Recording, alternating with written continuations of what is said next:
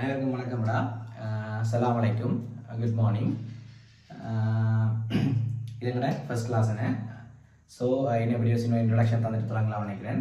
இந்த நேம் சின்ராசா தர்சிகன். நான் 4th year படித்து கொண்டிருக்கேன் ஜெஃப்னா மெடிக்கல் ஃபேக்கல்ட்டியில். இந்த வீடியோவுக்கு நிறைய பேர் என் ரியாக்ஷன் டைம் கூட பார்த்து கொண்டிருப்பீங்க. இது என் கிளாஸில் ஃபர்ஸ்ட் வீடியோன்றபடியாக சில பேர் என்ன செய்யலாமண்டா யூடியூப்புக்குள்ளாலையும் பார்த்து கொண்டிருப்பீங்க. என்னடா ஓகே, இந்த கிளாஸில் சும்மா சொல்கிறோம் அப்படின்னா ஃபுல்லாகவே நீங்கள் எப்படி ஒரு கிளாஸ் எடுப்பீங்களோ அதே மாதிரி முழுக்க படிப்பிச்சு விளங்கப்படுத்தி வாசகங்களை செய்து அட் த சேம் டைம் நோட்ஸும் சொல்லுவேன். நீங்கள் எழுதி கொண்டு போகலாம். நோட்ஸ் கொஞ்சம் ஸ்பீடாக சொல்லுவேன். நீங்கள் அதை என்ன செய்யலாம்னா கொஞ்சம் ஸ்பீடாக எழுதி கொண்டு போனீங்கன்னா உங்களுக்கு ஹெல்ப் ஸ்டெப் பண்ணி நீங்கள் என்ன செய்யலாம், எழுதலாம். சரி, ஓகே. நாங்கள் இப்போ எங்களுக்கு என்னென்னா முதலாவது கிளாஸ். ஸோ கெமிஸ்ட்ரினா எங்களுக்கு என்ன செய்யணும்னு சொல்லலாம், கெமிஸ்ட்ரியை பற்றி உங்களுக்கு ஒரு பேசிக் ஐடியாவும் தெரியணும். அதுக்காக பார்த்தோம்னா எங்களோட கெமிஸ்ட்ரியில அலகுகள் தானே, அலகுகளை எங்களோட டீச்சர்ஸ் கைடை வச்சு பார்ப்போமா இருந்தாடா மொத்தம் 14 அலகுகள் இருக்குது. சரிதானே, கெமிஸ்ட்ரியில மொத்தம் 14 அலகு. ஆனா அது ஒரு விஷயம் இருக்கு என்னன்னா, இப்ப நார்மலா பெரிய பெரிய பாடங்களை ஹெடிங்களா பாக்க 14 பாடம் ஹெடிங் இல்ல. அது என்ன செய்யணும்னா சில பாடங்களை உடைச்சு 2-3 அலகா போட்டிருக்கிறேன். உதாரணமா நீ படிச்சு கொண்டிருக்காங்களுக்கு விளங்கும். ஆர்கானிக் கெமிஸ்ட்ரி இருக்குது, பிசிக்கல் கெமிஸ்ட்ரி இருக்குது. அதெல்லாம் என்ன செய்யறாங்கன்னா அதுல ஆர்கானிக் கெமிஸ்ட்ரியில ஒரு 3 பாடம் 4 பாடம் அதை உடைச்சு போட்டு வச்சுக்கிறாங்க. இப்போ நாங்கள் மெயினாக உள்ள பாடங்களை பார்ப்போம். அலகண்டு பார்த்தா 14. ஆனால் அதெல்லாம் உங்களுக்கு என்ன செய்ய போறது சொல்லப்போம், ஒரு நாள் கேள்வியில் வர போதாடா கெமிஸ்ட்ரியில் எத்தனை அலகு இருக்குது அப்படின்லாம் இல்லை. ஸோ ஜென்ரலாக நாங்கள் பார்த்தோம்னா முதலாவது பார்ப்போம்டா எங்களுக்கு என்னண்டா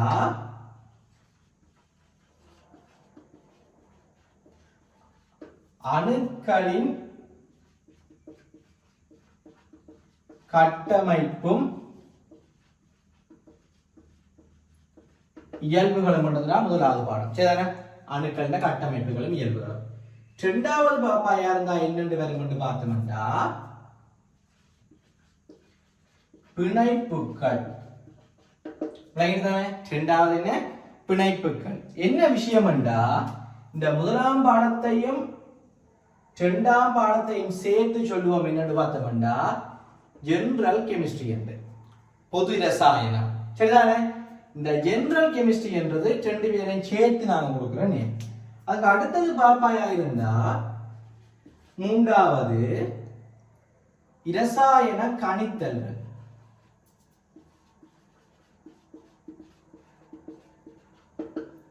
தானே, மூன்றாவது என்னோட பாப்பாயா இரசாயன கணித்தல்கள்.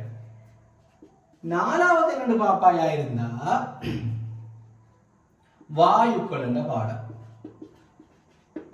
சரிதானே, அதுக்கு அடுத்தது சக்தியியல், எனர்ஜிசெட்டிக்ஸ் சொல்லுவோம். அடுத்தது ஆறாவது என்னன்னு பாப்பாயா இருந்தா இன்ஆர்கானிக் அசேதன ரசாயனம் சொல்லுவோம். ஏழாவது ஆர்கானிக் கெமிஸ்ட்ரி. எதான் நான் சொன்னேன், அந்த பிரிச்சு வேற போட்டுப்பாங்க. எட்டாவது நாங்க பார்ப்போம் என்னவா இருக்குமெண்டா inorganic chemistry, organic chemistry, physical chemistry. ஒன்பதாவது இண்டஸ்ட்ரியல் பிளஸ் என்வைரன்மெண்டல், அதாவது கைத்தொழில் ரசாயனம். சரிதானே, கைத்தொழில் ரசாயனம் பார்ப்போம். இதுல ஒரு முக்கியமான விஷயம் என்னன்னா இந்த ரசாயன கணித்தல்கள் என்ற விஷயம், கெமிக்கல் கால்குலேஷன் என்ற விஷயம் எல்லாரும் ஒரு கதையோட சொல்லுவாங்க. என்னன்னு பார்ப்போம்டாடா அந்த ரசாயன கணித்தல்கள் கஷ்டமான பாடம் ஒன்று கமெண்ட் டாப் இருக்கு. இந்த 2 பாடம் கிட்டத்தட்ட கொஞ்சம் விளங்குறது நோட்ஸ் அந்த டைப்ல போய் கொண்டிருக்கு. இவர் கொஞ்சம் இருந்தா ஒரு கணித்தலோட வரைக்குள்ள ஃபர்ஸ்ட் ஹாப்ல இருந்து ஸ்டார்ட்ல வர கஷ்டம் என்ற மாதிரி ஒரு கமெண்ட் டாப் கொண்டு இருக்குது. பட் பயங்கர சுவமான பாடம் என்ன பொறுத்த வரைக்கும் ரசாயன கணித்தல். சரிதானே, நல்ல வடிவா ஸ்கோர் பண்ணலாம். எஸ்ஏ ஒரு பார்ட் வரும், எம்சிக்யூல வர கேள்விகள் சுகமா செய்யக்கூடிய மாதிரி இருக்கும், வடிவா செய்து கொண்டு போகலாம். நல்ல கொஞ்சம் தான் சமன்பாடுகள், அந்த சமன்பாடுகள் பேசிக் சமன்பாடு, அதை வச்சுக்கொண்டு நாங்க என்ன செய்யலாம், கண்டுபிடிச்சு கொண்டு போகலாம். சரி, அடுத்தது பார்த்தோம்னா இந்த ஆர்கானிக் பிசிக்கல் இருக்கிறானே இவையும் ஒரு நல்ல முக்கியமான எஸ்ஏ பேப்பர்ல பெரிய தாக்கங்களை செலுத்துற பாடங்கள். எம்சிக்யூலே நல்ல எம்சிக்யூ வரும், வடிவா படிச்சா செய்யலாம். இந்த ஆர்கானிக் சில கொஞ்சம் ஞாபகம் வச்சிருக்க வேண்டிய விஷயங்கள் இருக்குது. பிசிக்கல் கெமிஸ்ட்ரி வடிவா விளங்கி படிச்சா ஈஸியான பாடம். விளங்கிட்டு தானே? ஆக அடுத்த இண்டஸ்ட்ரியல் கெமிஸ்ட்ரி மோஸ்ட்லி பாடமாக்க வேண்டிய பாடங்கள் மெட்டீரியலும் நம்மளாம் செய்துட்டு போகலாம். இது இன்ஆர்கானிக் தான் உள்ளதுக்குள்ள நீ கொஞ்சம் என்னண்டா பாடமாக்க வேண்டிய பாடம். சரிதானே? பாடமாக்கி படிக்க வேண்டிய ஒரு பாடம். சரி, என்ன முக்கியமான விஷயம் இங்க நான் சொல்ல வந்தேன்னா, இந்த முதலாம் பாடத்தையும் இரண்டாம் பாடத்தையும் சேர்த்து சொல்றோம் ஜெனரல் கெமிஸ்ட்ரி என்று. அந்த ஜெனரல் கெமிஸ்ட்ரி என்றது கெமிஸ்ட்ரியின் அடிப்படை.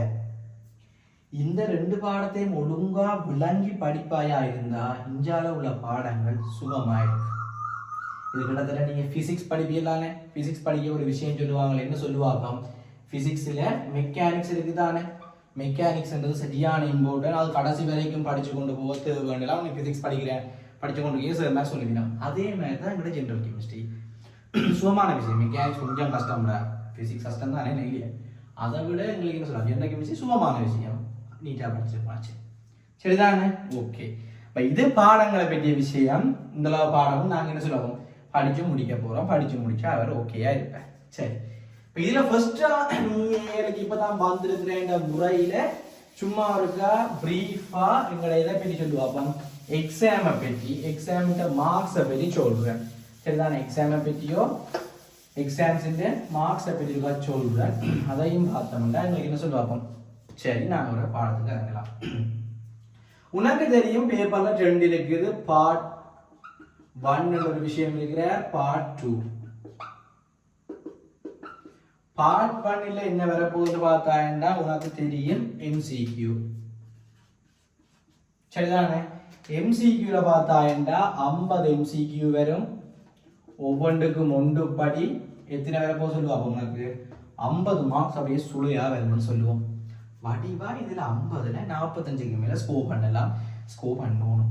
சரிதானே? அதனால எஸ்ஏ எழுதி எடுக்கிற மார்க்ஸ், எம்சிக்கு என்ன கீறி கீறி கீறி எடுக்கிற மார்க்ஸ். ஸோ நீ என்ன செய்யலாம் சொல்லுவாப்போ, படிவா ஸ்கோர் பண்ணிட்டு எடுத்துட்டு போயிடலாம். இங்க வேற பார்ட் 2. பார்ட் 2 பாப்பாயா இருந்தா பார்ட் 2ல என்ன வரும்டா 4 ஸ்ட்ரக்சர்ட் எஸ்ஏ அமைப்பு கட்டுரை வரும்.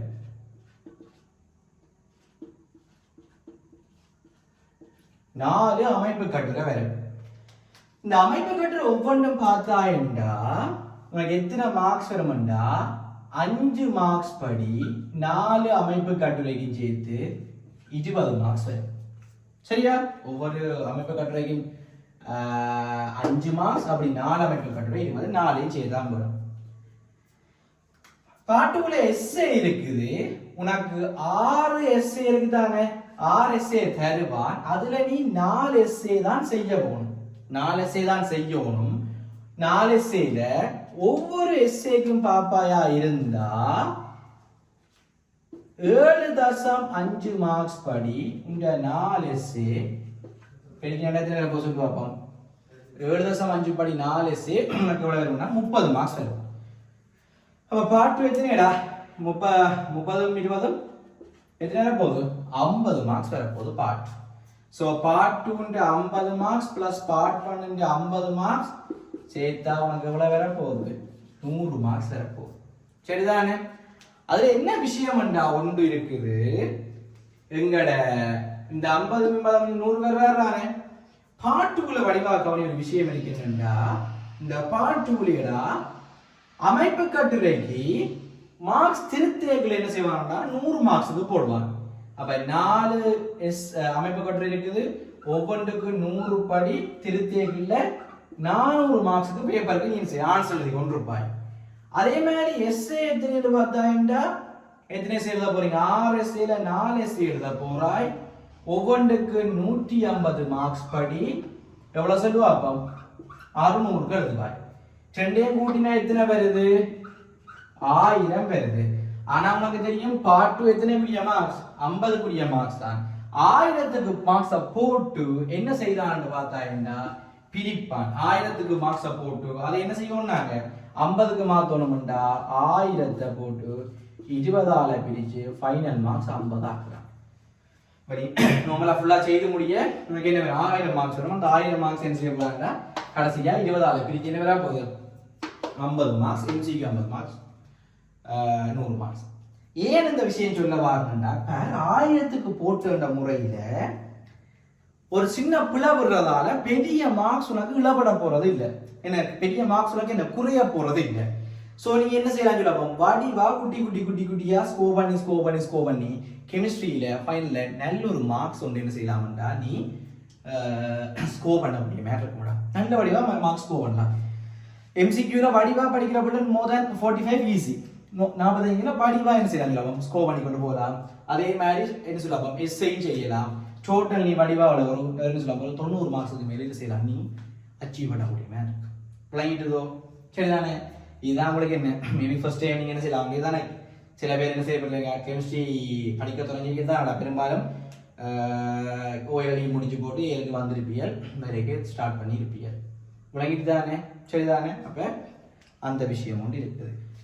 ஸோ இது மார்க்ஸ் பற்றிய விஷயம் நான் போகும்போது அந்த வாட்டிலே தெரிய வரும். பிரச்சனை இல்லை, சும்மா சொல்லி வச்சு கிடக்குது, ஞாபகப்படுத்தி கொள்ளு. கெமிஸ்ட்ரி சுகமான பாடம், நல்ல வடிவாக ஸ்கோர் பண்ணி எடுக்கலாம். ஃபிசிக்ஸ் தான் டைம் கஷ்டம், அது இது யோசிக்கணும்ன்ற விஷயங்கள் எல்லாம் இருக்குது. இவர் ஒன்றுமே இல்லை.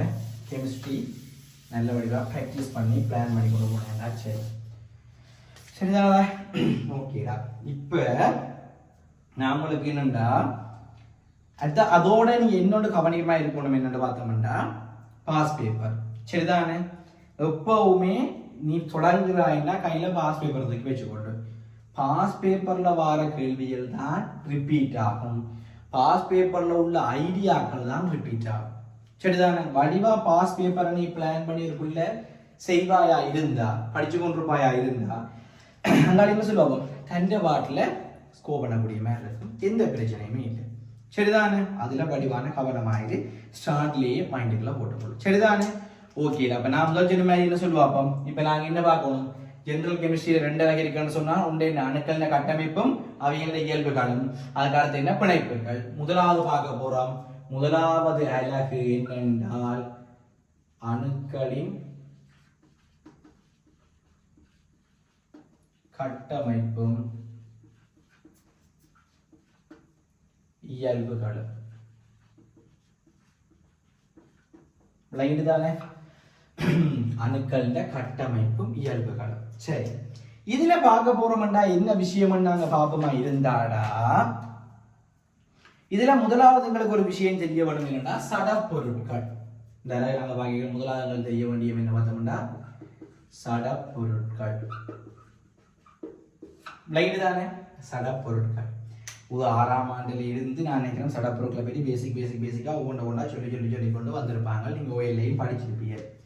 இப்ப சடப்பொருள்டா என்னடா என்ன உடனே வேற உங்களுக்கு தெரியும் என்ன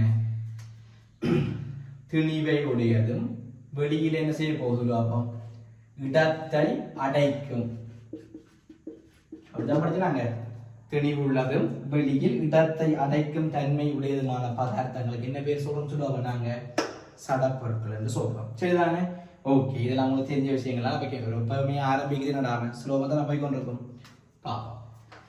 சடப்பொருட்கள் உங்களுக்கு தெரியுமாடா பிரதானமா 3 பேர் இருக்கணும். ஒரு ஆள் யாருன்னு பார்ப்போம்டா திண்மங்கள், இரண்டாவது யாருன்னு பார்த்தோம்டா திரவங்கள், மூன்றாவது யாருன்னு பார்த்தோம்டா வாயுக்கள். சரிதானே? அப்ப திணிவே இருக்கிறது வெளியில இடத்தை அடைக்கக்கூடிய பதார்த்தங்களை சடப்பொருள் சொல்றான். அந்த சடப்பொருட்கள் 3 வகை இருக்கிறார். திண்மம் இருக்கிறார், திரவம் இருக்கிறார், வாயுக்கள் இருக்கிறார். எங்களுக்கு தெரியும் இந்த திண்மம் திரவம் வாயுக்கள்ல உனக்கு தெரியும் முந்தி படங்கரைகளை குட்டியாக என்ன செய்யலாம் ஓயல்ல அல்லது இந்த திண்மங்கள் மிகவும் நெருக்கமாக ஒழுங்கமைக்கப்பட்டு காணப்படும். துணிக்கைகள் பக்கத்து என்ன இந்த திண்மத்தை ஆக்குறதா சோக்கண்டோ இந்த மாக்கரண்டோ ஒட்டவை என்னண்டாலும் அவை ஆக்குற பதார்த்தங்கள் மிகவும் நெருக்கமாக பக்கத்துல ஒழுங்கமைக்கப்பட்டிருப்பினோம். அதோட அந்த அவியலுக்கு பக்கத்து இருக்கிற ஆக்களுக்கு இடையில கவர்ச்சி விசை இருக்குதானே. என்ன ஒரு ஆக்கள் பிடிக்கிற மாதிரி கவர்ச்சி விசை, அதே மாதிரி இவருக்கு என்ன சொல்லுவாங்க இந்த மூலப்பொருட்களை காணப்படுற அந்த பக்கத்துல உள்ள அணுக்களுக்கு இடையே காணப்படுற கவர்ச்சி விசை கூடவா இருக்கும். அப்ப என்ன சொல்லுவாங்க நெருக்கமாக என்ன இருக்க போயிடும் திண்மமா காணப்பட போயிடும்.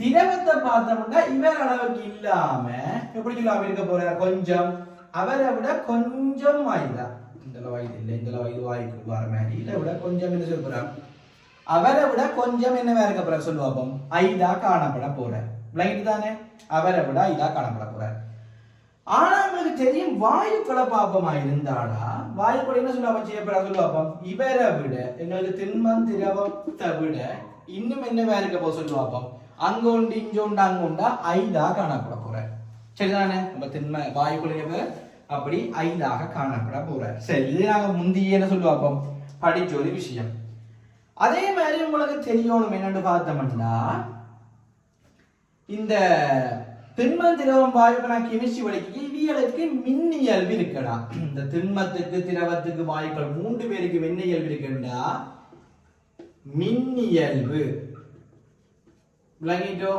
சரிதானே என்ன இயல்பு இருக்குது மின்னியல்பு இருக்குது அப்ப இவியல மின்னியல்பு இருக்கின்ற முறையை நாங்க என்ன செய்யணும்னா மின்னியல்பு இவியலுக்கு இருக்குதுன்றதை நாங்க காட்டணும் என்ன பரிசோதனைகள் ரீதியாகவோ அல்லது வேற விதமாகவோ இவர்களுக்கு மின்னியல்பு இருக்கின்றதை பார்க்கணும் அப்ப அதுக்குரிய பரிசோதனை இருக்குதானே அதுக்குரிய பரிசோதனைகளை தான் என்னண்டா இதுல நாங்க பார்க்க போறோம் அதுல திண்மத்துக்குரிய பரிசோதனை ஓரளவு சுலபம் நூமெல்லா பார்ப்போம் திரவத்துக்குரிய பரிசோதனை நூமெல்லா படிப்போம் வாயுக்களுக்குரிய பரிசோதனை இருக்குதானே அதுதான் கொஞ்சம் வித்தியாசமானால் அதுலதான் நாங்க என்ன பார்ப்போம்டா கேதோட் குழாய் பரிசோதனை அடுத்தது பார்ப்போம் என்னன்னு பார்த்தோம் என்றால்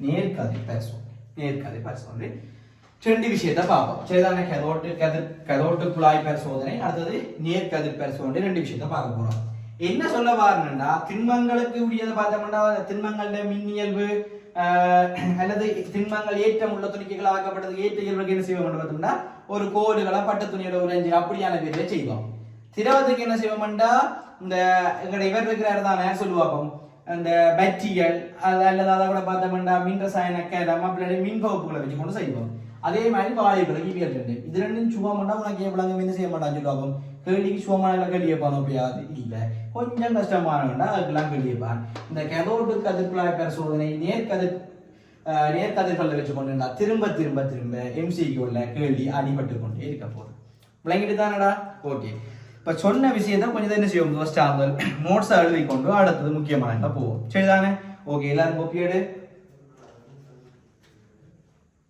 ஹெடிங் போட்டுக்கொள்ளுங்கடா அணுக்கட்டமைப்பும் அதன் இயல்புகளும்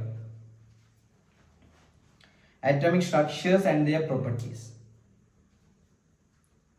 எழுதுங்கோ திணிவை உடையதும் இடத்தை அடைக்கும் தன்மை கொண்ட பதார்த்தங்கள் சடப்பொருட்கள் ஆகும் திணிவை உடையதும் இடத்தை அடைக்கும் தன்மை கொண்டதுமான பதார்த்தங்கள் சடப்பொருட்கள் ஆகும் இயற்கையில் சடப்பொருட்கள் பின்வரும் 3 பௌதீக நிலைகளில் காணப்படுகின்றன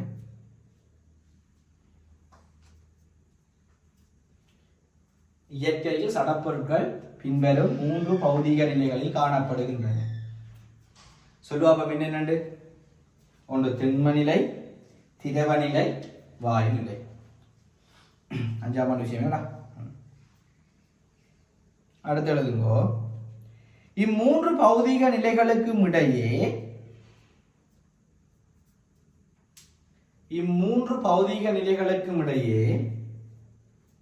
துணிக்கைகளின் ஒழுங்கமைப்பு துணிக்கைகளுக்கு இடையேயான கவர்ச்சி துணிக்கைகளின் ஒழுங்கமைப்பு துணிக்கைகளுக்கு இடையேயான கவர்ச்சி மற்றும் ஏனைய பௌதீக நடத்தை கோலங்களில் திட்டமான வேறுபாடுகளை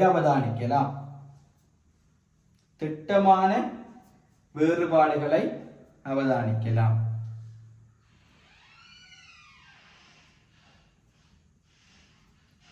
அடுத்த பாயிண்ட் சொல்றது நம்மளது மேற்படி சடப்பொருட்களுக்கிடையே பாரிய வேறுபாடுகள் காணப்படுகின்ற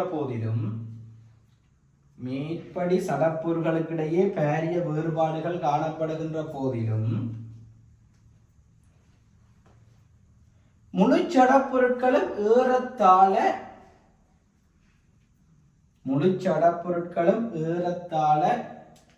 100 மூலகங்களினால் உருவாக்கப்பட்டுள்ளது.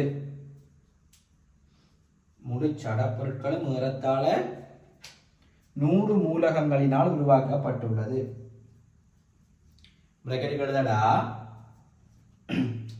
இதுவரை 118 மூலகங்கள் கண்டறியப்பட்டுள்ளன. இதுவரை 118 மூலகங்கள் கண்டறியப்பட்டுள்ளன. அப்போ விளங்கும் என்னன்னு பார்த்தா பெரும்பாலான 100 மூலகங்களால ஆக்கப்பட்டு சொல்லி இருக்கிறோம். ஆனா பார்த்தோம்னா 118 மூலகங்கள் என்றாடா 118 மூலகங்கள் கண்டறியப்பட்டிருக்குன்னு சொல்லி இருக்கிறோம். என்ன பிரச்சனை பார்த்தா இந்த 100க்கு குறைவான மூலகங்கள் இருக்கிறதானே இவியல் என்னண்டாடா கதிர் தொழிற்பாடு உடையது. என்ன கதிர் தொழிற்பாடு நமக்கு தெரிஞ்சிருக்கும். என்ன செய்வோம் அவியல் அந்த கதிர்ப்புகளை தாங்கள் உருவாக்கி கொண்டிருப்பினோம். கதிர்ப்புகளை காலம் செய்து கொண்டிருப்பினோம். அவியல் அப்படியா வாராக்கள் என்ன பிரச்சனை என்றா எங்களை இயற்கையில உறுதியா இருக்க மாட்டினோம். உறுதியா என்ன செய்ய போறது சொல்லப்போ அவியல் இருக்க போறது இல்லை. அப்ப அவியல் உறுதியா இருக்க போறது இல்லை. அப்படியா என்ன செய்யணும் தேஞ்சு கொண்டு அழிஞ்சிருக்கணும். நிலைச்சு அவியல் இருக்க மாட்டோம். பெரும்பாலும் உறுதியா இருக்கிறார்களே அப்படின்னா அந்த 100 பேரால 100 மூலகங்களால உருவாக்கப்பட்டதா. சரிதானேடா?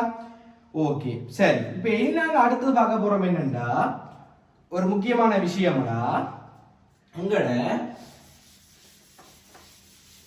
இந்த சடப்பொருட்கள் இருக்குதானே. இப்ப சடப்பொருட்களை பார்த்துனாங்க. இப்ப சடப்பொருட்களை பௌதிக அவியல் இயல்புகளுக்குள்ள திரவம் வாயு பிரிச்சுனாங்க. அவியல் துணிக்கு இயல்பு கவர்ச்சி விசியல் அடிப்படையில அவியலுக்குள்ள வேறுபாடு இருக்குன்னு பார்த்துட்டோம்.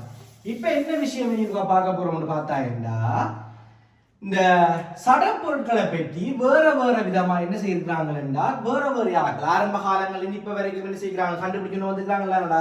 அப்ப அவியலை செய்யணும் ஒவ்வொரு தங்களுடைய கருத்துக்களை முன் வச்சு கொண்டிருக்கிறாங்க. அப்ப அவியலை இந்த விஞ்ஞானிகளால விளங்கிட்டுதானே விஞ்ஞானிகளால உருவாக்கப்பட்ட கருத்துக்கள் தேவை. அதுல என்னன்னா இப்ப கொஞ்ச காலமா என்ன வாரன்னா அந்த எம்சிக்யூல முதலாவது எம்சிக்யூ என்ன செய்வாங்கன்னா ஒவ்வொரு கண்டுபிடித்தவர் யார், இந்த அணுக்கொள்கையை முன்வைத்தவர் யாருன்னு போட்டுட்டா இல்ல விஞ்ஞானிகளோட பேர்களை கேட்கிற வளமையும் இருந்து கொண்டு இருக்குது.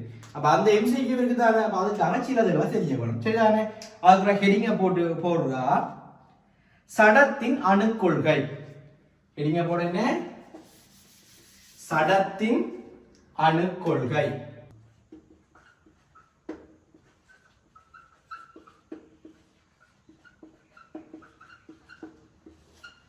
அதுல முதலாவதா பார்த்தோம்னா நீங்க முந்தைய படிச்சிருப்பீங்க சடப்பொருள் உதாரணமா சோக்கு எடுப்பமா இருந்தா அவரை என்ன செய்வோம்டா நாங்க வெட்டி வெட்டி வெட்டி வெட்டி வெட்டி வெட்டி கொண்டு போகல கடைசியா அதை விட பிரிக்க இயலாத ஒரு மிகச்சிறிய துணிக்கு கொண்டு வரும். என்ன அப்ப அதைத்தான் முதலா ஒரு சொல்ற யாருன்னு பார்த்தோம்டா உங்கள டிமோக்ரட்டிஸ்.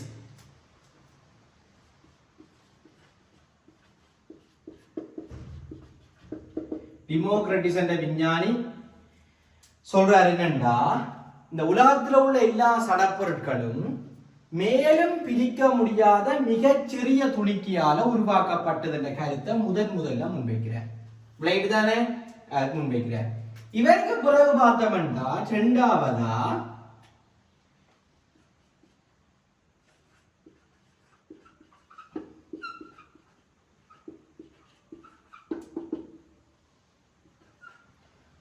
ஜோன் டால்டன் என்ற விஞ்ஞானி இவற்றை கருத்தை அப்படியே சொல்லி என்னது சடப்பொருட்கள் எல்லாமே மேலும் பிரிக்க முடியாத மிகச்சிறிய துணிக்கையால தான் ஆக்கப்பட்டிருக்கிற கருத்தையே முன்வச்சு அதோட இவர் என்ன செய்கிறாருண்டா இன்னும் ஒரு கொஞ்சம் கருத்துக்களை முன்வைக்கிறார். தான் என்ன செய்கிறார் இன்னும் அதோட அடிஷனலா இன்னும் சில கருத்துக்களை என்ன செய்யறார் சொல்லுவாப்பாம் முன்வைக்கிறார். ஆனா இப்ப உனக்கு தெரியும் ஆரம்ப காலங்கள்ல பெரும்பாலான இவியல் சொல்ற கருத்துக்கள் என்னன்னா பிள்ளையா இருக்கும். ஆனா ஏதாவது நாங்க படிக்கிறாங்கன்னா இவியல் அந்த கொள்கைகள் அடிப்படையில் தான் அங்கால பிறகு என்ன செய்வாங்கன்னா டெவலப் பண்ணி கொண்டு போயிருப்பாங்க. ஆரம்பத்துல விஷயத்துல சொல்லு அதை பிறகு ஆராயா இது சரி அப்ப இது பிள்ளை இதுதான் உண்மையா நடக்குது அந்த விஷயங்கள் என்ன செய்வாங்க சொல்லி கொண்டு போவாங்க. அப்ப நாங்க இதுல எழுதி கொண்டு போவோம். எழுது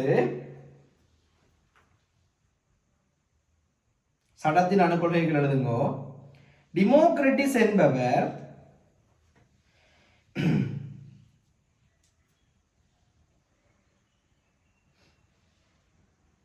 முழு உலகத்தையும் உருவாக்கும் சடப்பொருட்கள் யாவும்.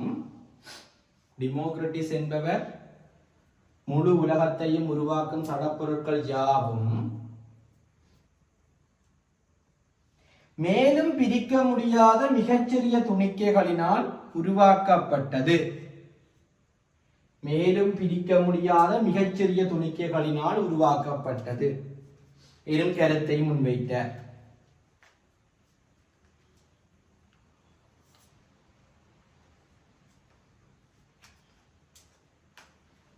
சரிதானே? அப்ப அந்த மேலும் பிரிக்க முடியாத மிகச்சிறிய துணிக்கைக்கு தான் நாங்க என்ன பெயர் சொல்றோம் சொல்லுங்க பாப்போம். அணு. நைட்டோ அணுன்ற பேரை கொடுக்குறோம். சரி, ஓகே. அடுத்த பாயிண்ட்ஸ் ஆனது மிக நீண்ட காலத்தின் பின்னர்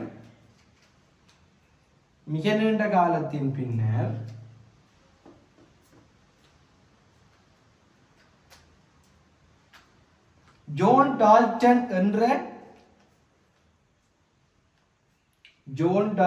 என்ற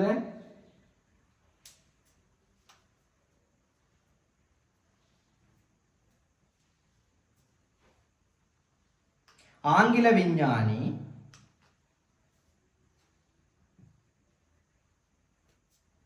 ஜோன் டால்டன் என்ற ஆங்கில விஞ்ஞானி சடப்பொருட்கள் யாவும் மேலும் பிரிக்க முடியாத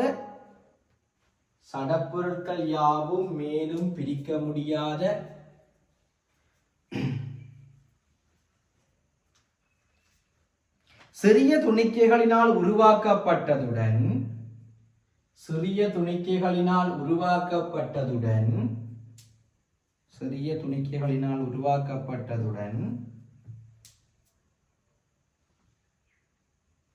அணு சம்பந்தமாக பின்வரும் கொள்கைகளை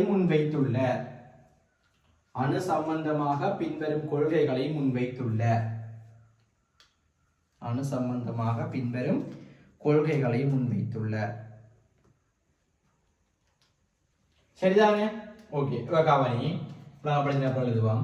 அவர் சொன்ன அந்த கொள்கைகள்ல பார்த்தா முதலாவது, சரிதானே? அவர் சொன்ன கொள்கைகள்ல முதலாவது பார்த்தா என்ன சொல்றாருண்டா, எங்கட மூலக அணுக்கள் இருக்கிறானே, மூலக அணுக்களை உருவாக்கவும் இயலாது அழிக்கவும் இயலாதுன்னு சொல்ற. சரிதானே? மூலக அணுக்களை உருவாக்கவும் முடியாது, என்ன செய்யற, அழிக்கவும் முடியாது.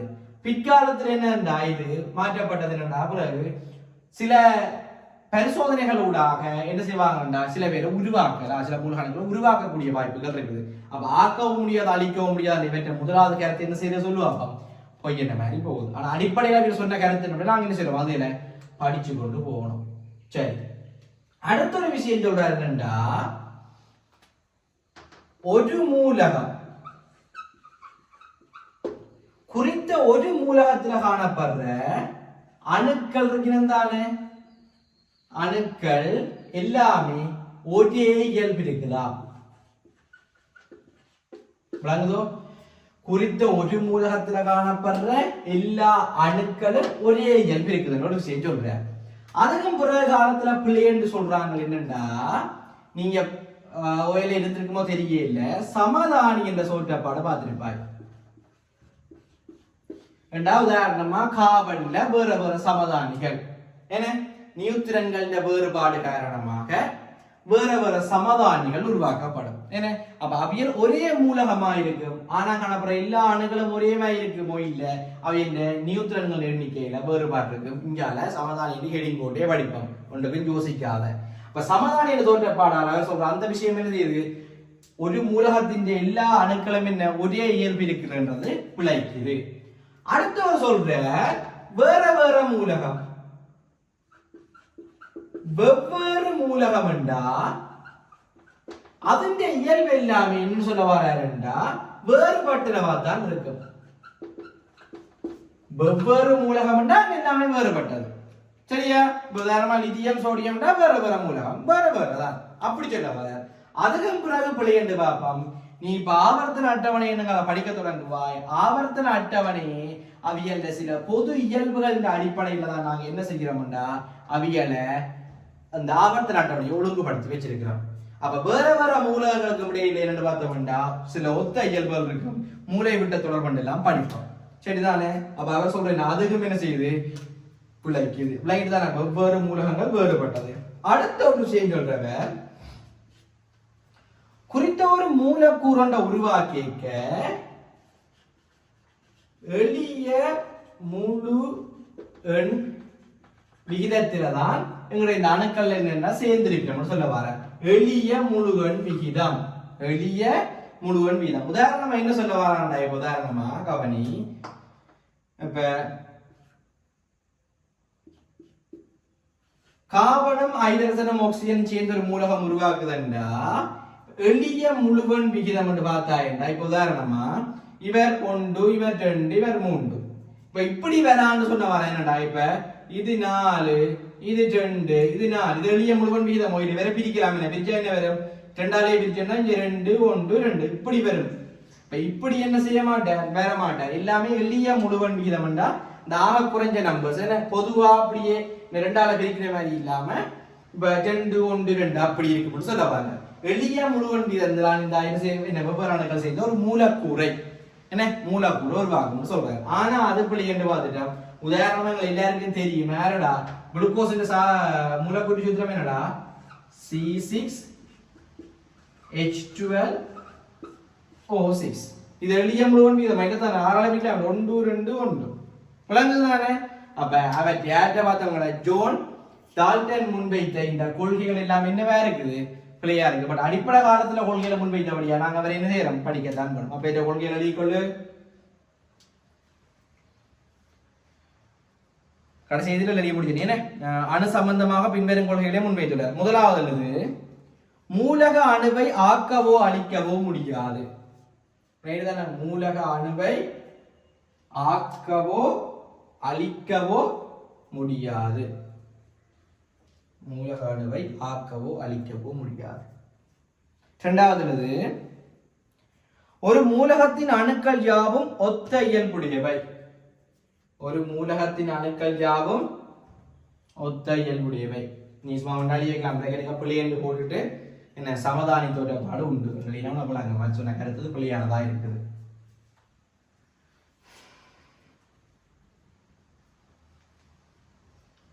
மூன்றாவது வெவ்வேறு மூலக அணுக்கள் எல்லா இயல்புகளிலும் வேறுபட்டவை.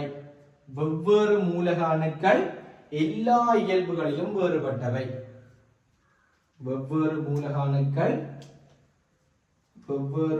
அணுக்கள் என்னவாம் எல்லா இயல்புகளிலும் வேறுபட்டவை. தானே? ஓகே, அதுவும் புள்ளியானே.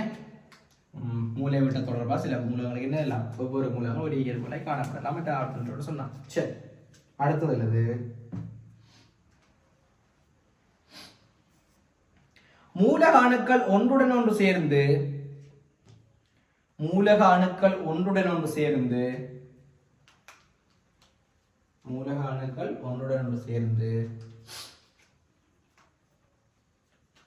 சேர்வைகளை உருவாக்கும் போது எளிய முழுவன் விகிதத்தில் சேர்க்கை அடைகின்றன.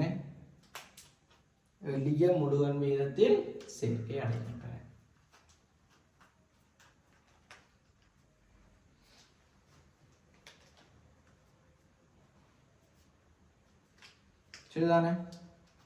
சரி,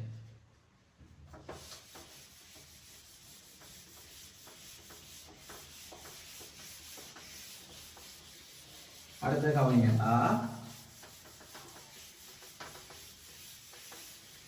அடுத்த கவனிங்கோ. சரி, அடுத்த ஒரு விஞ்ஞானி. சரிதானே? அடுத்த ஒரு விஞ்ஞானி சொல்ற ஸ்டோனி என்ற விஞ்ஞானி ஒரு கருத்தை முன்வைக்கிற என்னண்டா, நாங்க படிக்கிற இந்த சடப்பொருட்கள் இருக்குதானே, இந்த சடப்பொருட்கள் எல்லாமே ஏற்றம் உள்ள துணிக்கைகள்.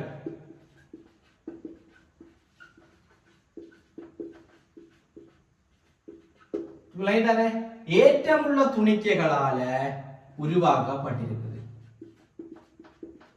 விளங்கிட்டா ஏற்றமுள்ள துணிக்கைகளை உருவாக்குறோம். முதல்ல ஸ்டார்ட் கிளாஸ் சொல்லியிருக்கிறோம் என்னது இது நாங்கள் என்ன பார்க்கணும் சடா பொருட்கள் ஏற்றமுள்ள துணிக்கை இருக்கு. அந்த ஏற்றமுள்ள துணிக்கை ஒவ்வொன்றுக்கும் திண்மத்துக்கு எப்படி ஏற்றம் இருக்கின்றதுக்கு என்ன பேர் சோதனை, திரவத்துக்கு என்ன ஏற்றம் இருக்கின்ற பேர் சோதனை, வாயுக்களுக்கு என்ன ஏற்றம் இருக்கின்ற பேர் சோதனை பார்க்கணும்னு சொன்னால் வாயுக்களுக்கு என்ன வாயுக்கெல்லாம் கொஞ்சம் என்ன மாதிரி இருக்கும் கொஞ்சம் கஷ்டமானதாக காணப்பட போகுது. அப்ப அதால என்ன சொன்னாங்க அதெல்லாம் பெரும்பாலும் கேள்வி இருக்கும். அதை கொஞ்சம் கவனமா படிக்கணும்னு சொன்னாங்க. சரிதானே? ஓகே. அப்ப ஏற்றமுள்ள துணிக்கையால் உருவாக்கப்பட்ட விஷயம் முதலாக சொன்னதா என்று பார்த்தோம்னா ஸ்டோனி. சரிதானே? அதை கவனம் பண்ணிட்டு போங்கடா. எழுது G. Stoney. பேர் ஸ்டோனியா? ஸ்டோனி என்பவர் சடப்பொருட்கள் ஆக்கப்பட்ட துணிக்கைகள் யாவும்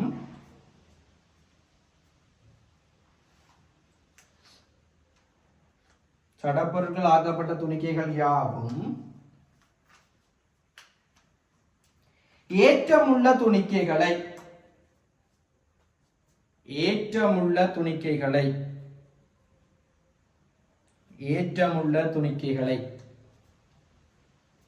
பிரகேட்டுகளோடு என்ன மின்னியல்வை ஏற்றங்கள் பாயிரதான் என்னடா மின்னோட்டம் என்ன இல்ல மின்னோட்டத்தை எதிர்த்து யாரோட பார்த்தனாங்க நம்மளாங்கடா வயர் கம்பியர் வழியா இலத்திரனோடு பார்த்தனாங்க.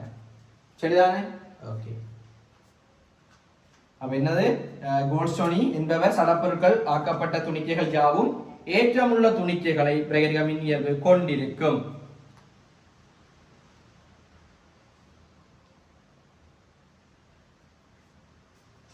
சரிதானே? ஓகே.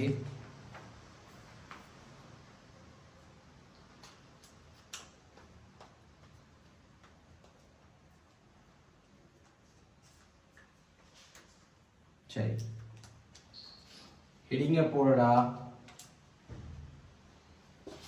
ஹெடிங்க போடு. சடப்பொருட்களின்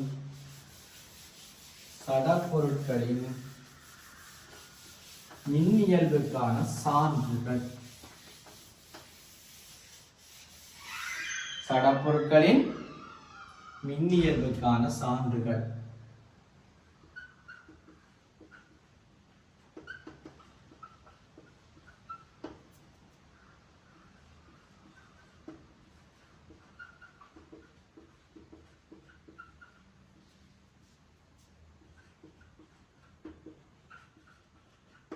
சரிதானே? சடப்பொருட்களின் மின்னியல்புக்கான சான்றுகள். அதுல முதலாவது சப்ஹெடிங்கா போடு ஏ என்று போட்டு எழுதிவை.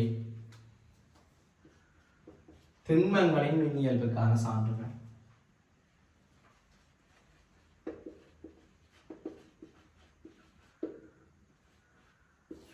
திண்மங்களின் மின்னியல்புக்கான சான்றுகள். திண்மங்களின் மின்னியல்புக்கான சான்றுகள். சரிதான்? ஓகே. இதை பார்ப்போம். ஒரு விஷயம் ஒன்று கவனி என்னண்டா ஸ்டார்ட்ல தொடங்கி இருக்கிறோம் ஜெனரல் கெமிஸ்ட்ரி என்ன இந்த 2 வருஷம் இதெல்லாம் ஃபோக்கஸ் வந்து படிக்க போறோம். ஒரு விஷயம் இருக்கணும் என்னண்டா எப்பவுமே அடிப்படையே கொஞ்சம் நல்ல வடிவா படிப்பாயா இருந்தா உனக்கு தானாவே என்னண்டா ஒரு இன்ட்ரெஸ்ட் ஒன்று வருமாடா. சரிதானே? உனக்கு தானாவே என்ன வருமாடா ஒரு இன்ட்ரெஸ்ட் வந்து நீயாவே இயல்பா என்ன செய்ய வேண்டாம் படிப்பாய். பிளைண்டா உனக்கு என்னடா பாடம் பிடிச்சா படிப்பாய். அதான் உண்மை. ஒரு பாடத்துல உனக்கு இன்ட்ரெஸ்ட் வந்துட்டு பிடிக்காம படிப்பாய். அப்ப படிக்காம விடுறதுக்கு ஒரு காரணம் இருக்குன்னா அந்த பாடம் விளங்காம விடுறது. இப்போ இந்த ஜென்ரல் கெமிஸ்ட்ரியை வடிவா விளங்கி பாடமாகாம விளங்கி படிப்பாயா இருந்தா உனக்கு அங்கால என்ன சொல்லுவாப்பா கெமிஸ்ட்ரியில தண்டை பாட்டில் என்ன வரைஞ்சு சொல்லுவாப்பா ஒரு இன்ட்ரெஸ்ட் ஒன்று வந்து படிச்சு கொண்டு போவாய். ஏன்னா உண்மையாகிறது என்ன சொல்லுவாங்க பிடிச்சவங்க தான் செய்யலாம்டா. பிளைண்ட் தானே? அடுத்து ஒன்று தேவை என்னன்னா இப்ப சில பேர் படிக்க நாம ஒன்று செய்வோம் என்னன்னா இப்ப ஸ்டார்டிங்ல ஓவரா படிப்போம். சில பேர் என்ன ஸ்டார்டிங் ஏர் தொடங்கிட்டு புது கோப்பியை வாங்கி உரைய போட்டுட்டு மேல என்ன பிள்ளையா சொல்லியோ அல்லது குருசோ அல்லது அந்த என்ன உங்களோட மதத்துக்குரிய அடையாளங்களை போட்டுட்டு முதல் ஒரு மாசம் என்ன செய்யறோம் நல்லா படிக்கிறது இருந்தது படிச்சு கொண்டு இருக்கிறது. பிறகு விட்டுடுறாரு. சரிதானே? அது ஒரு நாளுமே என்ன சொல்லுவாப்பா பிரயோசனம் இல்லாத ஒன்று. ஸ்டார்ட்ல இருந்து அவரேஜா நல்லா படிச்சு கொண்டு போவோம். எக்ஸாமுக்கு ஒரு 1 இயர் கிட்ட வரைக்கும் நீங்கள் என்ன செய்ய வேண்டாம், படிக்கிற ஸ்பீடாக கூட்டுவோம். நம்ம எக்ஸாம் 1 இயர். இப்போ என்ன செய்வோம்னா அடிப்படையாக பேசிக்காக ஆவரேஜாக ஒர்க் பண்ணி கொடுக்கணும்.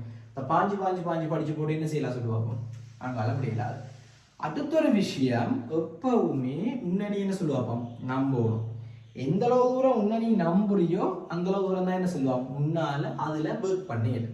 இப்போ உதாரணமாக நான் இப்போ நீ படிச்சு கொண்டு இருக்கீங்க, உங்களுக்கு என்ன இது தெரிஞ்சிருக்கு, அதானே இதுதான் ஃபர்ஸ்ட் டைம் நாங்கள் என்ன செய்யறோம், என்ன ஃபர்ஸ்ட் டைம் கண்டு படிக்கிறதா இருக்கும். அப்போ நான் இப்படி ஒரு ஐடியா படிப்பிக்கலாம்ன்ற விஷயத்தை கொண்டு வந்து இப்படி நான் இந்த ரியாக்ஷன் ஆப்புகளாக போட்டு மற்ற பிள்ளைகள் படிக்கணுன்ற ஐடியாவே நடக்குதுன்னா இந்த டீச்சிங் வரை எனக்கு பிள்ளைன்னு சொல்லுவாங்க நம்பிக்கை.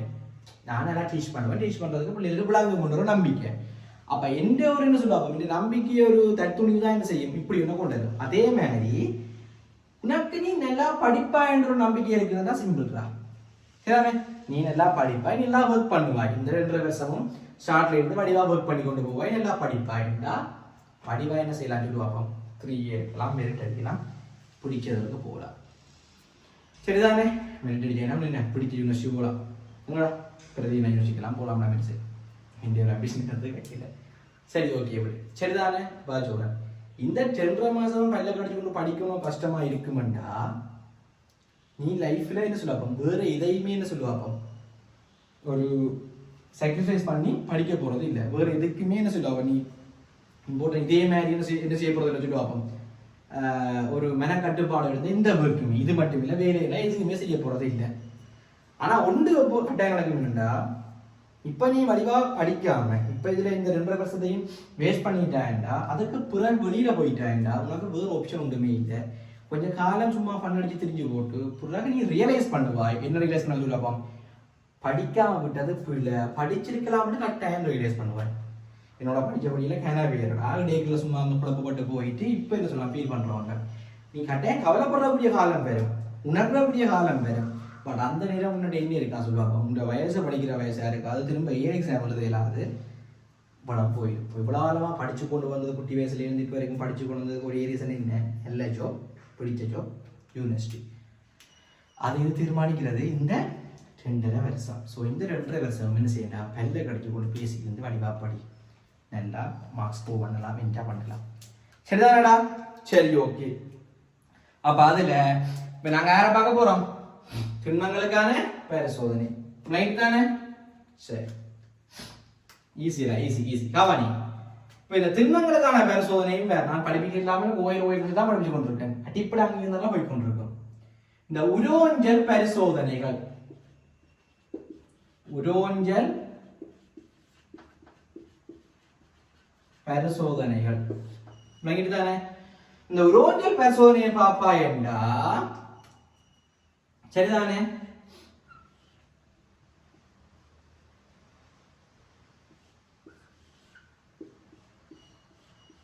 முதலாவது அதில் பார்த்தோம்டா என்னன்னு பாப்பா என்றா எங்களுக்கு கண்ணாடி கோல் இருக்குது, விளங்கிட்டு தானே? கண்ணாடி கோல்,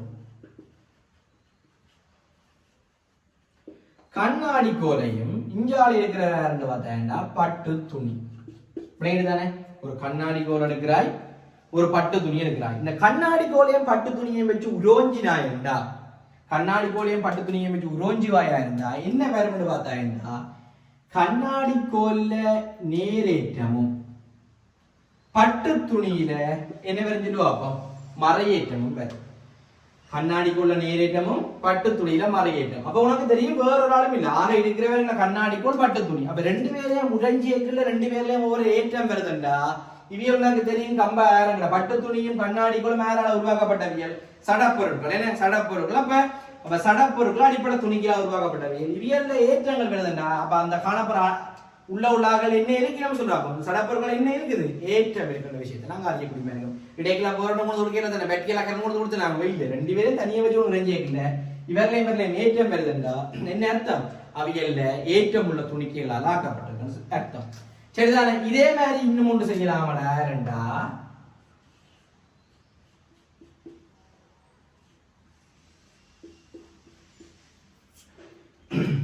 எபனைட் கோல் இருக்கு தானே? எபனைட் கோல்ன்றது எபனைட் கோலும் கம்பளி துணியும், தானே விபனைக்கோளும் கம்பளி துணியும் இவைய ரெண்டு பேரும் உறைஞ்சு வாயா இருந்தா இவர்ல மறையேற்றமும் இவர்ல நேரேற்றமும் வரக்கூடிய மாதிரி தானே. அப்ப உரோஞ்சல் பரிசோதனை ஊடாக ரெண்டு திண்மங்கள் எடுத்து உரோஞ்சிடும் ரெண்டு பேருக்கு ஏற்றம் வருது. அப்ப நான் என்ன சொல்லுவேன் அதை வச்சுக்கொண்டு ஆகவே திண்மங்கள்ல என்ன இருக்குது மின்னியல்பு இருக்குது ஏற்றம் உள்ள துணிக்கைகளால் ஆக்கப்பட்டிருக்குன்னு சொல்லுவேன் தானே. ஓகே இதை நோட் பண்ணு. சும்மா இப்படி ஒரு படத்தை கொடுத்துட்டா உரோஞ்சல் பரிசோதனை போட்டுட்டா இல்ல ஓ படத்தை கண்ணாடி கோலை காடி போட்டு எழுது. கண்ணாடி கோலை பட்டு துணியோடு உரோஞ்சும் போது கண்ணாடி கோலை பட்டு துணியோடு உரோஞ்சும் போது கண்ணாடி கோலை பட்டு துணியுடன் உரோஞ்சும் போது பட்டு துணியில் என்னேற்றம் வரும் மறையேற்றமும் கண்ணாடி கோலில் நேரேற்றமும் உருவாக்கப்படும். கண்ணாடி கோலில் நேரேற்றமும் உருவாக்கப்படும்.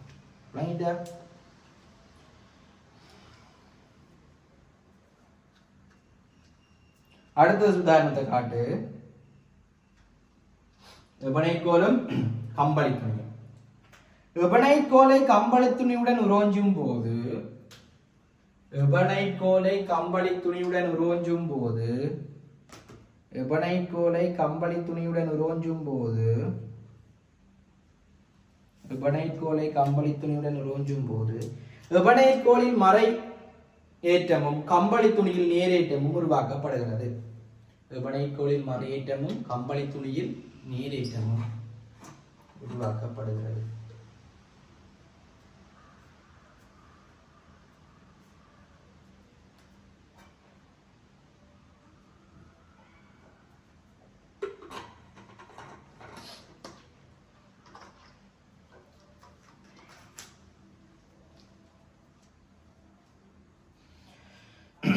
சரிதானே. ஓகே அப்ப இது என்ன திண்மங்கள்ல மின்னியல்பு இருக்கிறதுக்கான என்ன சொல்லுவாப்பா சான்று. அடுத்த எழுது திரவங்களில் மின்னியல்புக்கான சான்றுகள். சரிதான் நோட் பண்ணிட்டே அழிக்கணும். திண்மங்கள் மாதிரி அடுத்து என்ன சொல்ல போறேன் திரவங்கள்ல மின்னியல்பு இருக்கின்றதுக்கான சான்றுகள்.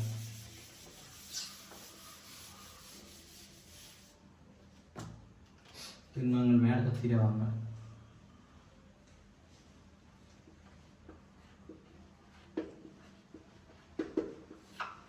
திரவங்கள் சரிதானே. ஓகே இப்ப ஒரு விஷயத்தை கவனிங்கடா. திரவங்கள்ல மின்னியல்புக்கான சான்றுகளை பிரதானமா ரெண்டா செய்ய போறோம். ஒன்று என்னன்னு பார்த்தா என்றா மின் பகுப்பு.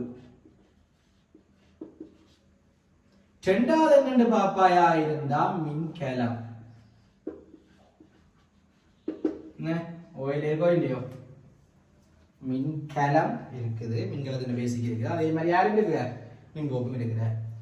அப்ப ஒரு மின் பகுப்பு பரிசோதனையை செய்கிறோம் அல்லது ஒரு மின் ரசாயன கலங்களை உருவாக்குறோம்டா அங்க என்ன செய்யறார் அந்த தண்ணிக்குள்ளால திரவத்துக்குள்ளால ஏற்றங்கள் என்னது மின்னியல்பு அங்க இருக்குன்னு சொல்ல வரோம். சரிதானே மின்னியல்பு இருக்குன்னு சொல்ல வரோம். ஒரு விஷயத்தை கவனி இப்பயே சொல்லி போட்டு போறேன். ஒரு கம்பியில அல்லது ஒரு திண்மத்தில இந்த பக்கம் மின்னோட்டம் ஓடுதுன்னா உனக்கு தெரியும் மின்னோட்டம் போறதுக்கு எதிர்பார்க்க மின்னோடா போகும் இலத்திரன் பாயும். இப்ப இலத்திரன் நகர்வுகளால என்ன நடக்க போகுதுன்னு பார்த்தோம்னா சட திண்மங்கள்ல என்னது கரண்ட் பாயுது ஏற்றங்கள் பாயுது இலத்திரங்கள் போறது. இலத்திரங்கள் போறதுக்கு அப்புறம் எல்லாம் செய்வதற்கு மின்னோட்டம் பசங்க பாத்துறாங்க. திரவங்கள்ல மின்னோடு தண்டா அல்லது அவற்றை என்ன இல்லை மின்னியல்பை காட்ட போறோம். அங்க யார் நகர போறாருண்டா அயன்கள். இலத்திரன்கள் இல்ல அயன்கள். என்ன அயன்கள் உனக்கு தெரியும் சும்மா சொல்றேன். எங்களுக்கு உதாரணம் என்ன Na பிளஸ் ஒரு அயன் என்ன அதே மாதிரி என்ன Fe2 பிளஸ் ஒரு அயன் Sep2 பிளஸ் இன்னொரு அயன் H பிளஸ் ஒரு அயன். அப்படி அயன்கள் நகர்வுகள் தான் ஒரு திரவங்கள் என்ன செய்ய போக சொல்லுவாப்பா மின்னோட்டத்தை காவிக்கொண்டு செல்ல போகிறோம். சரிதானே. இவியல் ரெண்டு பேரையும் வச்சு கூட என்ன செய்ய போறோம் சொல்லுவாங்க திரவங்கள்ல காட்ட போறோம். அப்ப திரவங்களுக்கான மின்னியல்புக்கான சான்றுட்டு எழுது. ஒன்று மின் பகுப்பு, இரண்டாவது மின் ரசாயன கிளம் மின்கலமோ மின் ரசாயன கிளம். சரிதானே மின் ரசாயன கலம் சாரி அதில் முதலாவது ஹெடிங் போடு மீன் பகுப்பு போடு அதில் முதலாவது போடு மீன் பகுப்பு சரிதானே அதில் முதலாவது என்ன மீன் பகுப்பு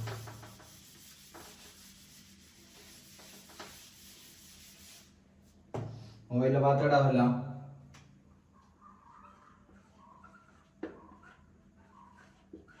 மீன் பகுப்பு சரிதானே மீன் பகுப்பு இந்த மின் பகுப்புல ஃபர்ஸ்ட் என்ன பார்க்க போறோம்டா ஒரு முகவை ஒன்றுக்குள்ள சரிதானே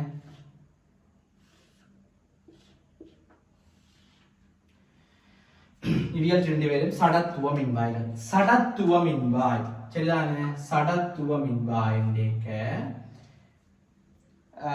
சொல்லுவாங்க தாக்கத்துல ஈடுபட மாட்டினோம் இவ்விகள் என்ன செய்ய போறோம் சொல்லுவாங்க இந்த கரை செல்ல என்ன நடக்க போறோம்டா கரிய மாட்டினம் அல்லது என்ன கரிய மாட்டினம் ரெண்டு பேருமே என்ன செய்ய போறது கரிய போறது இல்ல வகையில சடத்துவ மின்வாய் கார்பன் பிளாட்டினங்களை பயன்படுத்துவோம் வேற என்ன சடத்துவ மின்வாய்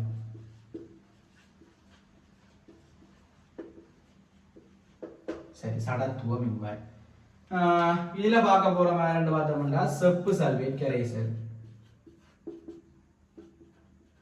சரிதானே செப்பு சல்வேட் கரைசல் உனக்கு தெரியும் செப்பு சல்வேட் கரைசல் என்றா அங்க என்ன இருக்குமென்று பார்த்தேன்னா செப்பு சல்வேட் Cu2+ இருக்கும் செப்பு Cu2+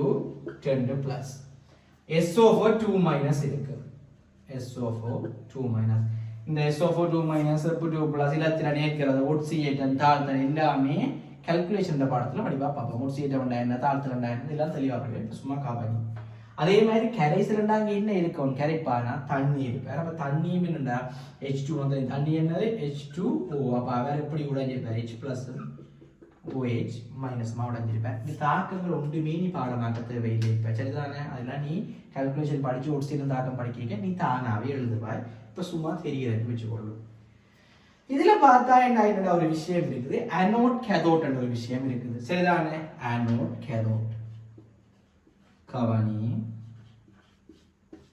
அனோட் கேதோட் சரிதானே அனோட் கேதோட் இந்த அனோட் என்ற விஷயத்துல பார்ப்பாயா இருந்தா என்னண்டா இந்த பேட்டரி நெஞ்சு பாருங்க மின் பகுப்புலையா மின் பகுப்புல பேட்டரியில +3 இப்ப இந்த +3 இங்க -3 இன்றைக்கு ஞாபகம் வைக்கிறது எக்ஸாம் வாழ்க்கையில எப்பவுமே மறக்க கூடாது அனோட்ல நடக்கிற தாக்கம் என்னன்னு பார்த்தா ஏண்டா ஒட்சியேற்றம்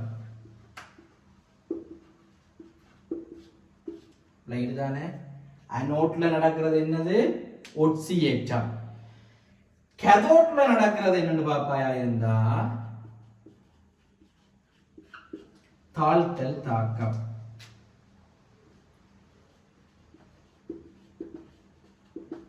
சரிதானே ஒட்சியேற்றம்ல இலத்திரம் நடக்கிற தாழ்த்தல் இலத்திரம் வாங்குற இல்ல இருக்கணும்னு நினைக்கிறேன் பட் நீங்க தெளிவா படிப்பேன் நான் வடிவா என்னோட படிப்போம் அனோட் ஒட்சியேற்றம் கேதோட் தாழ்த்தல் ஒரு பிழையான கான்செப்ட் ஒன்று இருக்குது இந்த குறியல பாடமாகிறது அனோட் என்றா பிளஸ் கேதோட் என்றா மைனஸ் என்று அது மின் பகுப்புல சரி வரும் மங்கால மின் ரசாயனக்கிறதுல பிழைக்கும் சரிதானே இங்க வகைகளை அனோட் பிளஸ் ஆயிருக்கும் கேதோட் மைனஸ் ஆயிருக்கும் நான் வெட்டியை கொடுக்க என்ன சொல்ல மின் பகுப்புல மின் ரசாயனக்கிறது என்ன செய்ய போகுது மாறி வரும் சரி அது இருக்கட்டும் அப்போ ஒட்சியேற்றம் அவ இங்க நடக்கிற தாக்கத்தை நாங்க பார்க்க போறோம்னு பார்த்தோம்னா என்ன அப்ப என்ன நடக்க போகுது சொல்லுவா அப்ப இங்க ஒட்சியேற்ற தாழ்த்தல் தாக்கம் நடக்க போகுது அனோட்ல ஒட்சியேற்றம் நடக்கும் கேதோட்ல என்ன நடக்க போகுது சொல்லுவா அப்ப தாழ்த்தல் தாக்கம் நடக்க போகுது சரிதானே ஓகே அனோட்ல நடக்கிற தாக்கம் என்னன்னு பார்த்தா இது உனக்கு இப்ப பிறகு நீயா படிப்ப இப்ப சும்மா பார்த்துக்கொள்ளு 4OH- aqueous சரிதானே 4OH- aqueous O2 gas 2H2O liquid plus 4 இலத்திரன் சரிதானே plus 4 இலத்திரன் ஒட்சியேற்றம் பண்ணபடியா இலத்திரன் இல்லாக்குறது இலத்திரன் இல்லாக்குறா மைனஸ் இலத்திரன் நாங்க அவை பிளஸ் இலத்திரன் தாக்கம்ன்றது இப்போ உனக்கு தேவையே இல்லை பிறகு படிவா விளக்கமா பார்க்கலாம் கால்குலேஷன் பாடம் படிக்கிறீங்க கேதோட்னா உனக்கு நான் சொன்னா என்ன சொல்லுவாப்பா கேதோட்ல நடக்க போக சொல்லுவாப்பா தாழ்த்தல் தாக்கம் நடைபெற போகுது கேதோட்ல நடக்க போக சொல்லுவாப்பா தாழ்த்தல் தாக்கம் அங்க என்ன நடக்க போகுதுன்னு பார்த்தோம்டா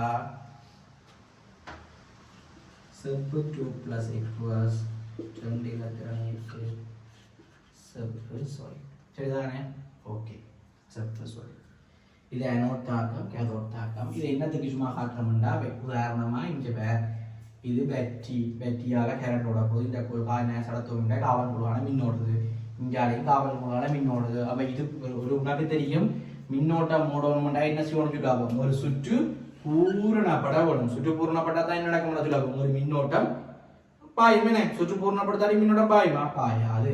ஒரு ஃபுல் சுற்று வந்து சர்க்கிட் ஒன்று நடக்கணும். அப்போ அந்த சர்க்கிட் நடக்கணும்ன்றதுக்காக என்ன சொல்றேன்டா, இப்போ இங்கே இதால வந்து இதுகளுக்கு எல்லாரும் என்ன நடக்கணும்னு சொல்லுவாப்பம், அயன்கள் கடத்தப்பட்டு போனால் தான் என்ன நடக்க சொல்லுவாங்க, மின்னியல் பிற்கொண்டு காட்டுவாங்க, சுற்றும் பூர்த்தி ஆகும்.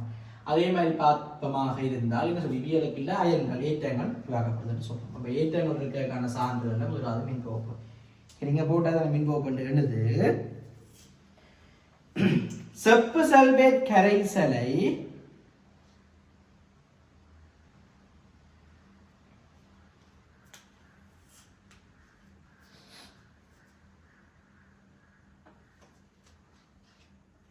செப்பு சல்பேட் கரைசலை கார்பன் மின்வாய்களை பயன்படுத்தி மின் பகுத்தல். கார்பன் மின்வாய்களை பயன்படுத்தி மின் பகுத்தல். இந்த படத்தை நோக்குறா, இந்த படத்துக்கு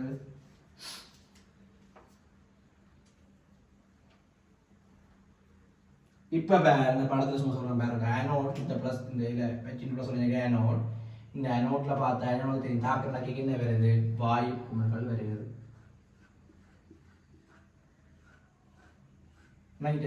அதே மாதிரி கேதோட், கேதோட்ல செப்பு படிக்கிறார். அப்ப கேதோட்ல அங்க என்னக்க போகுது, அந்த இதில் செப்பு இப்படி என்ன செய்ய போகுது, அப்போ படிஞ்சு ஒன்று அந்த மின் வேலை செப்பு படிக்க போகுது. இந்த படத்தை கறி போட்டு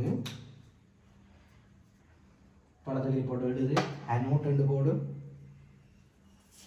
சரி அனோட் ரெண்டு போடு, அனோட்டுக்கு சும்மா பிரேக்கெட்டுக்குள்ள போடு, ஒட்சியேட்டம் ரெண்டு போடு, ஆக்சிடேஷன் ஒட்சியேட்டம் ரெண்டு போடு. அனோட்ல இருக்கிற தாக்கத்தில் இருந்துங்கடா 4 OH மைனஸ் எக்வஸ் எப்படி மாறுற, O2 case 10H2O liquid plus 4 இலத்திரன். சரிதானே, 4 இலத்திரன். அடுத்தது எழுது கேதோட் ரெண்டு போடுங்கடா, கேதோட் பகிர்ந்த தாழ்த்துல எழுதுங்கடா, தாழ்த்தல் என்ன செப்பு 2 + எக்வஸ் தாழ்த்து எழுதுங்கடா, செப்பு 2 + எக்வஸ் 2 இலத்திரனை பெற்று என்ன வருது, செப்பு சொலிடா வருது.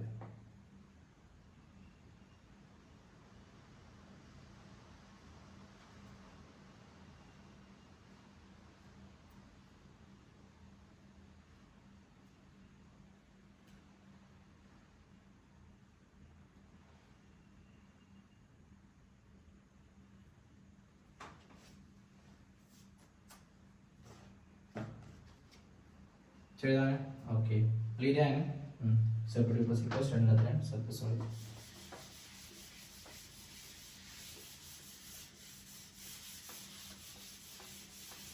அடுத்தது என்னடா, இப்போ நாங்கள் என்ன படிக்கிறோம், சடப்பொருட்களுக்கான மின்னியல்புக்கான பரிசோதனை படிச்சு கொண்டிருக்கிறோம். சடப்பொருட்கள்ல 3 இருக்குது, திண்மம் திரவம் வாயு. அதுல திண்மத்துக்கு பார்த்துட்டேன் 2, உரோஞ்சல் பரிசோதனை பார்த்துனாங்க. உரோஞ்சல்ல 1 கண்ணாடி கோலையும் பட்டு துணியையும், கண்ணாடி கோல பிளஸ் பட்டு துணியில மைனஸ். அடுத்து வினைட் கோலும் கம்பளி துணியும், கம்பளி துணியில பிளஸ் வினைட் கோல மைனஸ். விளங்கிட்டு தானே, ஓகே. அடுத்தது திரவங்களுக்கு இந்த மின்னியல்புக்கான பரிசோதனைகளை 2 பேர் பார்த்துனாங்க.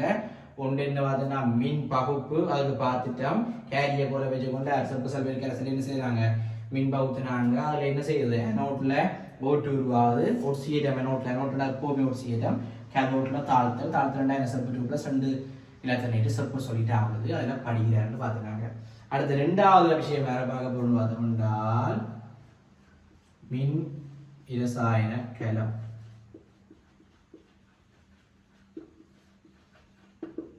சரிதானே, மின் இரசாயன கலம் என்ன விஷயம்டா, அதே மாதிரி தஞ்சாவணி அங்கே வெற்றியை கொடுத்தனாங்க. இது என்ன வெற்றியை உருவாக்குறோம். 2 என்ன செய்ய போகிறோம், இதில் பல்பை காட்ட போகிறோம். மைடு தானே, இது என்ன செய்கிறோம், பல்பை காட்ட போகிறோம். 1 போகிறோம்டா நாகத்தை வைப்போம், இன்னொன்று வைக்க போகிறோம்டா செப்பை வைப்போம்.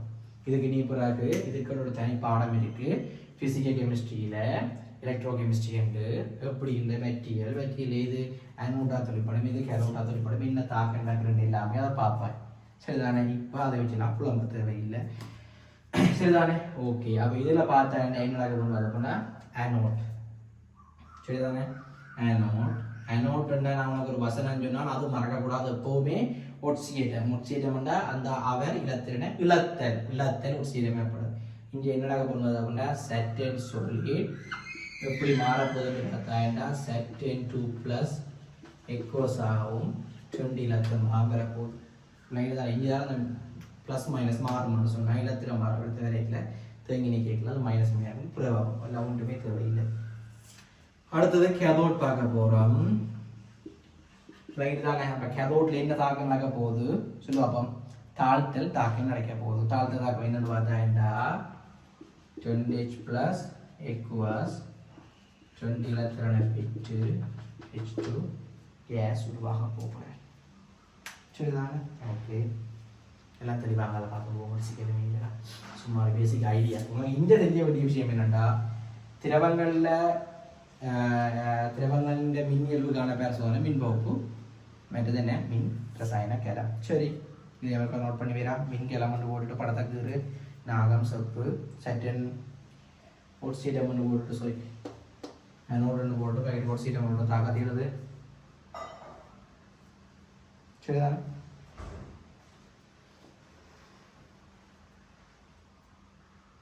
நோடு ஒட்சீட்டம் தாக்கத்திடுது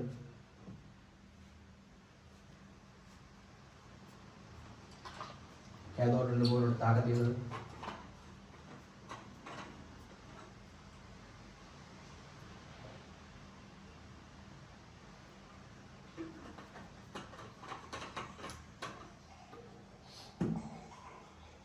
சரிதானே சரி ரைட் ஒரு கேள்வி ஒன்று சும்மா சைடு போவோம் ஒரு கேள்வி ஒன்று எழுதுங்கோ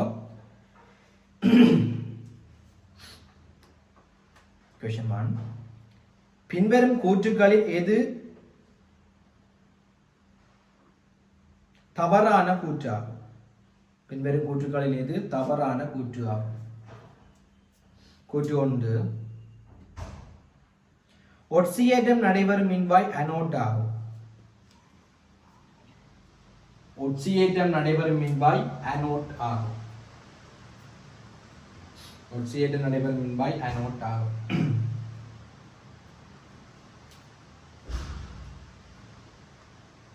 இரண்டாவது சடத்துவ மின்வாய்களை பயன்படுத்தி மின்பகுப்பு செய்யும்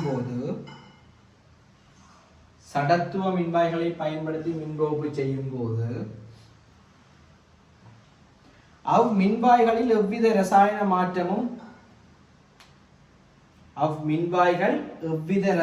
மாற்றத்திற்கும் உட்படுவதில்லை அவ்மின்வாய்கள் எவ்வித ரசாயன மாற்றத்திற்கும் உட்படுவதில்லை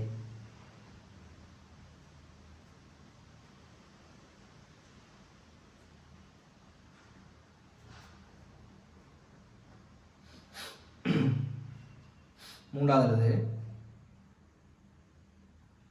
கரைசல் ஒன்றின்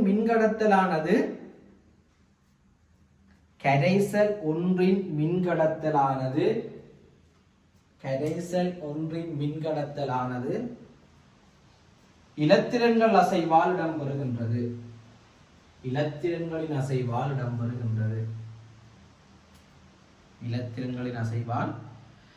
இடம்பெறுகின்றது சரி நாலாவது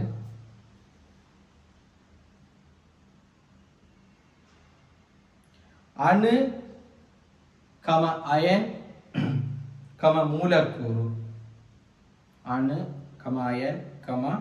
மூலக்கூறு இலத்திரன்களை ஏற்றல் தாழ்த்தல் எனப்படும்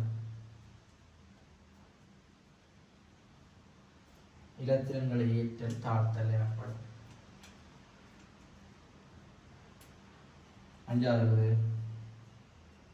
ஒட்சியேற்றம் தாழ்த்தல் தாக்கங்கள் ஒரே சமயத்தில் நடக்கும் அஞ்சாவது கூட ஒட்சியேற்றம் தாழ்த்தல் தாக்கங்கள் ஒரே சமயத்தில் நடப்பது சரி ஆன்சர் என்ன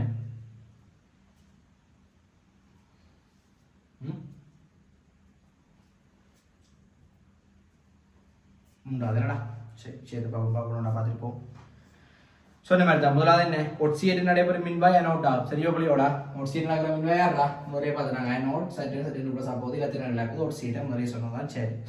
ரெண்டாவது பார்த்துனாங்க என்ன சடத்துவ மின்வாய். சடத்துவ மின்வாய் 2 பேருக்கு இந்த கார்பன் கேரியம் அடுத்து என்ன பிளாட்டினம் அவையில் என்ன தாக்கத்தில் அவையில் ஈடுபட போறது இல்லை. ஏன்னா அவைகள் ரசாயன மாற்று தாக்கத்தில் ரசாயன மாற்றத்தில் என்ன அங்கே நடைபெற போறது இல்லை. அதெல்லாம் அவைகள் சடத்துவ மின்வாயிலே பேர் வச்சிருக்கிறான். ஏன்னா இந்த 8ஆம் கூட்ட வாயுக்கள் ஒரு பேர் கொடுத்துனாங்க சடத்துவ வாயுக்கள் முழுமைய வாயுக்கள் தாக்கங்கள் ஓரளவு குறைமனுடைய தான் வைக்கணும் அந்த பேரோடு கொடுத்துனாங்க.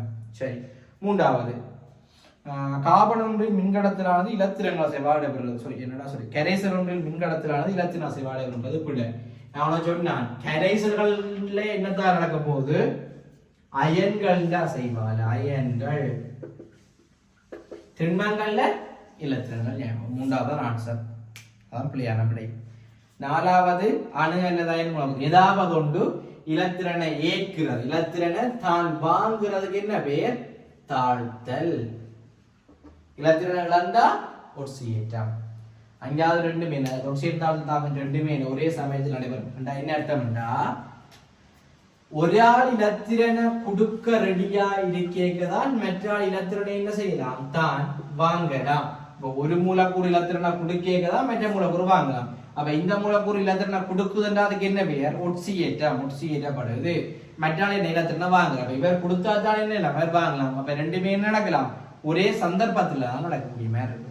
இவர் பார்த்து கொண்டிருப்பார் வாங்குறக்கு அந்த கடன் கொடுத்து வாங்குற மாதிரி தான். என்ன யாருக்காவது என்ன கடன் கொடுக்குறவங்க இவர்கிட்ட காசு இருக்கணும் கடனை வச்சுக்கொண்டு காசு தான் இலத்திரனை வச்சு கொண்டிருக்கிறார்.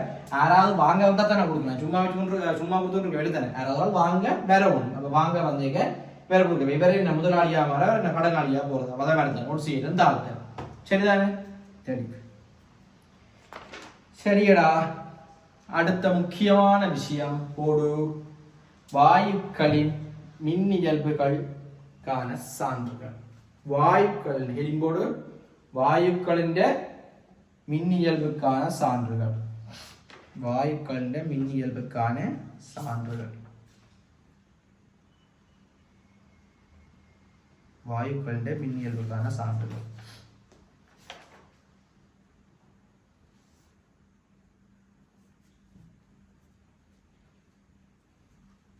சரிதானே வாயுக்களின் மின்னியல்புக்கான சான்றுகள்.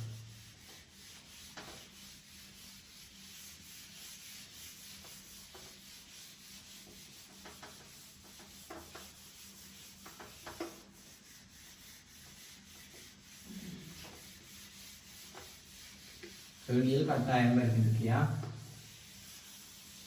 கேள்வியில் கட்டாயம். அப்படியே கவனி ஒரு விஷயம் என்னண்டா நான் ஸ்டார்ட்ல சொன்னேன் ஜெனரல் கெமிஸ்ட்ரியில அழகு என்ன யூனிட் 1ஐயும் 2ஐயும் சேர்த்து தான் நாங்கள் என்ன சொல்றோம் ஜெனரல் கெமிஸ்ட்ரி என்று சொல்ல போறோம்.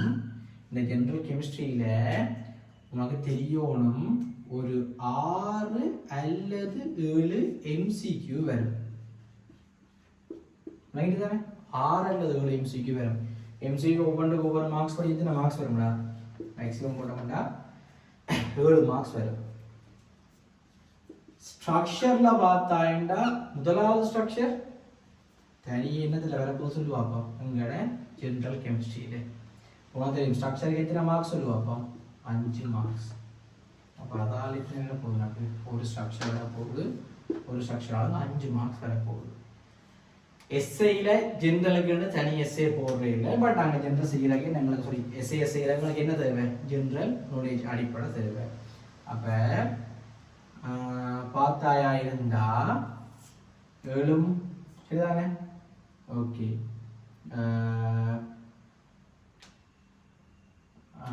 எத்தனை மார்க்ஸ் சொல்ல வர போகுது. இப்போ இதில் என்னென்னா அப்புறம் கேல்குலேஷன்ஸ் அதுகளும் என்ன சொல்லலாம் சேர்ந்து வர மாதிரி இருக்கும். கேல்குலேஷன் அப்படின்னு சேர்ந்து வர மாதிரி இருக்கும். இப்போ பியூராக பார்க்க போகிறோம்னா சரி அந்த தனியாக எங்களுக்கு இவரில் மட்டும் பார்ப்போமா இருந்தால் எங்களுக்கு எத்தனை பேர் பார்த்தாயா இருந்தால் ஒரு 5 கிட்ட வரும் சரிதானே ஒரு 5 கிட்ட வரும். ஏன்னா 5 MCQ கிட்ட வரும் பியூராக வரல சரிதானே போதோம்னா கிட்டத்தட்ட 10 மார்க்ஸ் ஜென்ரலில் வரும் சரிதானே பியூர். இப்போ கால்குலேஷன்ஸ் அதோட 5 சில என்ன அடிப்படைங்கிற இதோட சேர்ந்து வரும். ஆனால் பியூராக பார்த்து தனியாக பார்த்தோம்னா எங்களுக்கு என்ன சொல்லப்போம் 5 MCQ 10 மார்க்ஸ் கிட்ட வரப்போகுது 10 மார்க்ஸ் வரப்போகுது. இப்போ 10 மார்க்ஸ்னா என்னடா 100ல் 10 எத்தனை 1/10 மார்க்ஸ் யார் சொல்லுவாங்க ஜென்ரல். அதை விட முக்கியம் என்ன சொல்ல வரணும்டா இவரை வச்சு தான் நாங்கள் கெமிஸ்ட்ரி படிக்கலாம். பிளைண்ட் தானே, ஸோ அதில் கவனமாக ஆகிடும். சரியோ? Okay okay okay.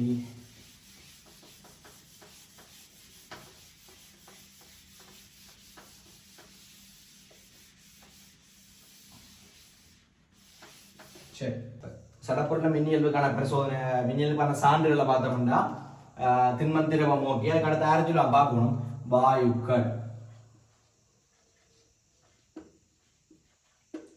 கவனியடா வாயுக்குள்ள பார்த்தோம்னா பிரதானமாக 2 பரிசோதனை ஊடாக என்ன செய்ய போறாங்கன்னா எங்கட வாயுக்கள்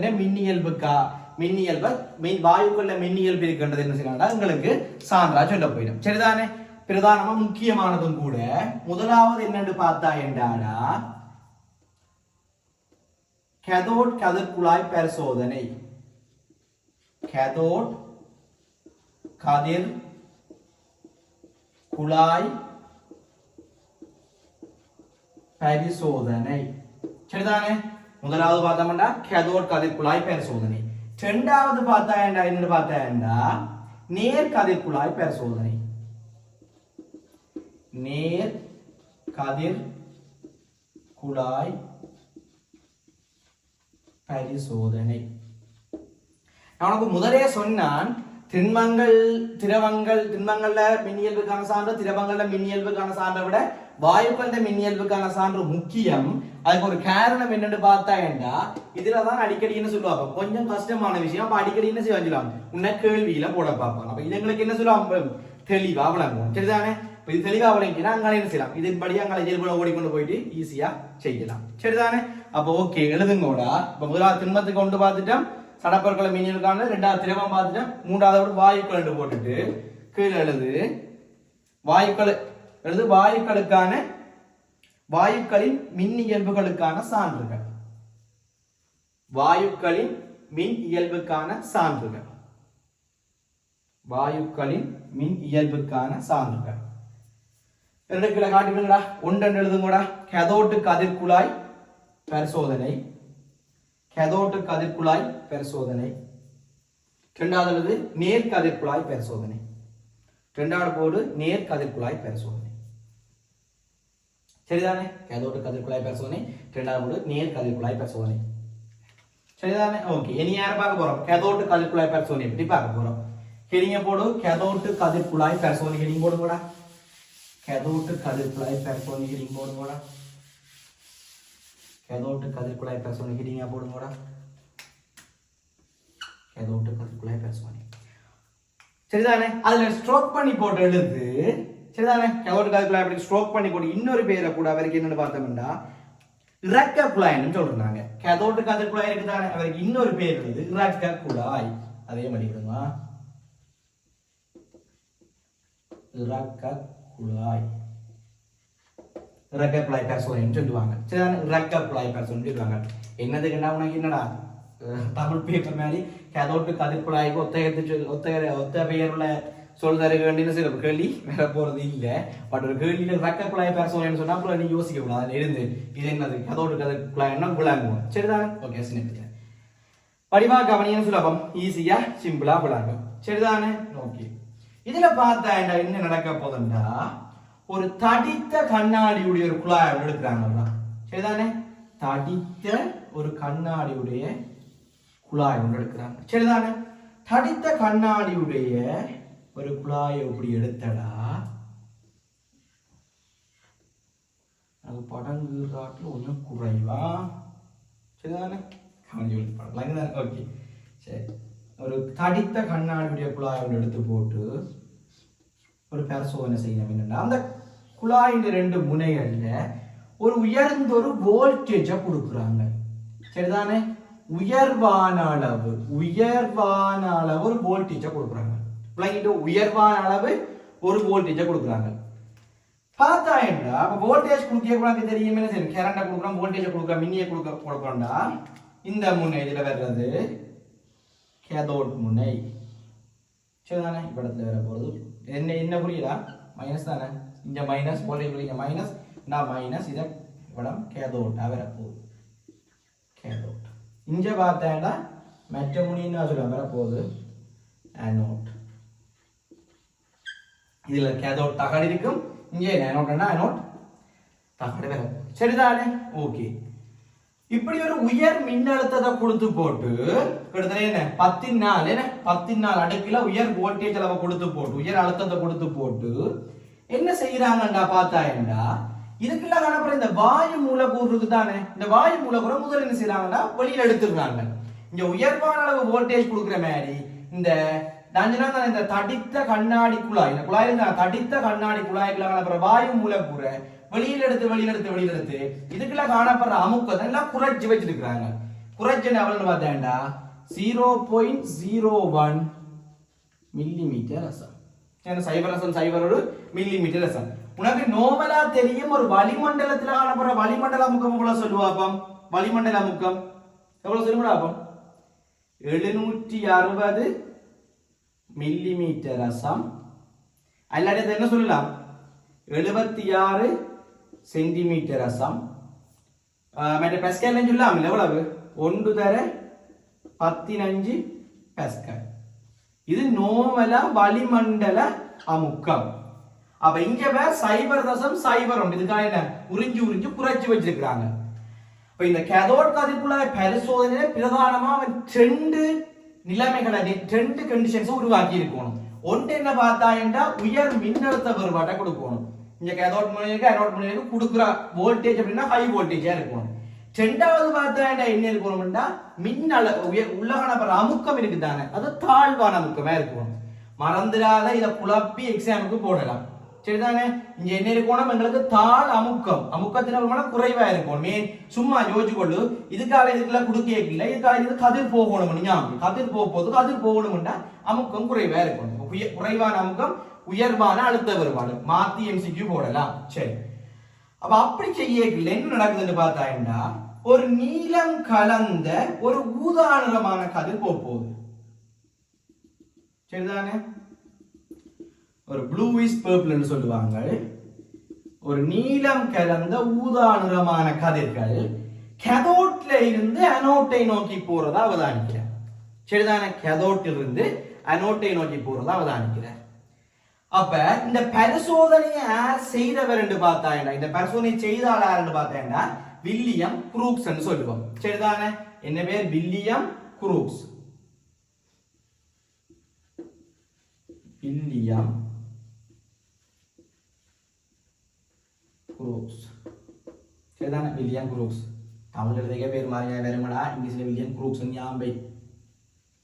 அவங்க இங்கிலீஷ்ல நாங்க தமிழ்ல பார்த்துக்கிட்டு வில்லியம் குரூக்ஸ் என்ற விஞ்ஞானி செய்கிறார். அப்ப அவர் பார்த்தது என்ன செய்யறா, இந்த கேதோட்ல இருந்த அனோட்டை நோக்கி ஒரு நீல நிறம் கலந்த ஊதா நிறமான ஒளிக்கற்றை போறதா அவதானிக்கிறார். நீலாண்டமான ஒரு ஒளிக்கதிர் நாங்க மின்னேற்றத்தை கொடுக்க ஒரு ஒளிக்கதிர்கள் போகுதுன்னு அவர் அவதானிக்கிறார். சரிதானே? ஓகே. பிறகு காலப்போக்குல பார்த்தாயண்டா இவ்வளவு தான் யாருன்னா வில்லியம் குரூக்ஸ் பரிசோதனை. சரிதானே? தாழ் மின்னழுத்தத்தை கொடுக்கிறார், உயர் மின்னழுத்த தாழ் அமுக்கத்தை கொடுக்கிறார், அமுக்கத்தை குறைஞ்சி தாழ் அமுக்கம் கொடுக்கிறார், உயர் மின்னழுத்த வேறுபாட்டை கொடுக்கிறார். குடுக்க பார்த்தா கேதோட்ல இருந்து அனோட் நோக்கி என்ன செய்ய சொல்லுவாங்க, ஒரு நீல நிறம் கலந்த ஒரு ஊதா நிறமான ஒளிக்கதிர் என்ன செய்யலாம் போகுதா அவதானிக்கிறார். சரிதானே? ஓகே. காலப்போக்குல பார்த்தா ஜே தோம்சன் இந்த பரிசோதனையில சின்ன ஒரு மாற்றத்தை இன்னும் ஒன்று செய்யறாருன்னா, இந்த போற ஒளிக்கதிர் இருக்குதானே, இந்த ஒளிக்கதிருக்கு என்ன செய்யறாருன்னா ஒரு மின்புலத்தை கொடுக்குறாரு. உனக்கு மின்புலம் என்ன, இப்ப ஒரு பக்கத்துல இருந்து பிளஸ் ஐயும் இன்னொரு பக்கத்துல இருந்துன்னா மைனஸ் ஐயும் கொடுக்குறாரு. அப்ப இந்த பக்கம் என்ன மின்புலத்தை கொடுக்க நேரம் போகுது, அனோட்டை இங்க வச்சுக்கொண்டு இவ்விடத்துல கேதோட். வில்லியம் குரூக்ஸ் உருவாக்கின பரிசோதனையில உயர் மின்னழுத்த வேறுபாட்டை இன்ஜெக்ட் கொடுக்கிறது. இவர் என்ன செய்யறாரு, ஜே தோம்சன் இந்த கதிர்களை பற்றி ஒரு பரிசோதனை மேற்கொள்றதுக்கு என்ன செய்யறாருன்னு பார்த்தாருண்டா இதுக்கு இடையே என்ன செய்யறாருன்னு பார்த்தா ஒரு மின்புலத்தை ஏற்படுத்துறார். மின்புலம் பிளஸ் மைனஸ் ஒரு மின்புலம் ஒன்று உருவாக்க போகுது.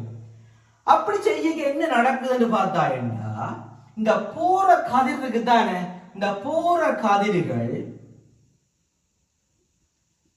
இவரை நோக்கி திரும்புது, அனோட்டை நோக்கி திரும்பல் அடைகின்றன. சரிதானே? போன கதிர் இங்க இருந்து இங்க கேதோட்ல இருந்து அனோட்டை நோக்கி போன கதிர் என்ன செய்யுது, இங்க நான் ஒரு மின்புலத்தை ஏற்படுத்த அதுல அனோட்டை நோக்கி திரும்பல் அடையுது. விளங்கிட்டோ? அனோட்டை நோக்கி திரும்பல் அடையுது. அப்ப நான் கேட்கிறேன், அனோட்டை நோக்கி என்ன செய்யுது? அப்ப பிளஸ் முனையை நோக்கி திரும்புதுண்டா இந்த போன கதிர் என்ன ஏற்ற முடியதா இருக்கணும்?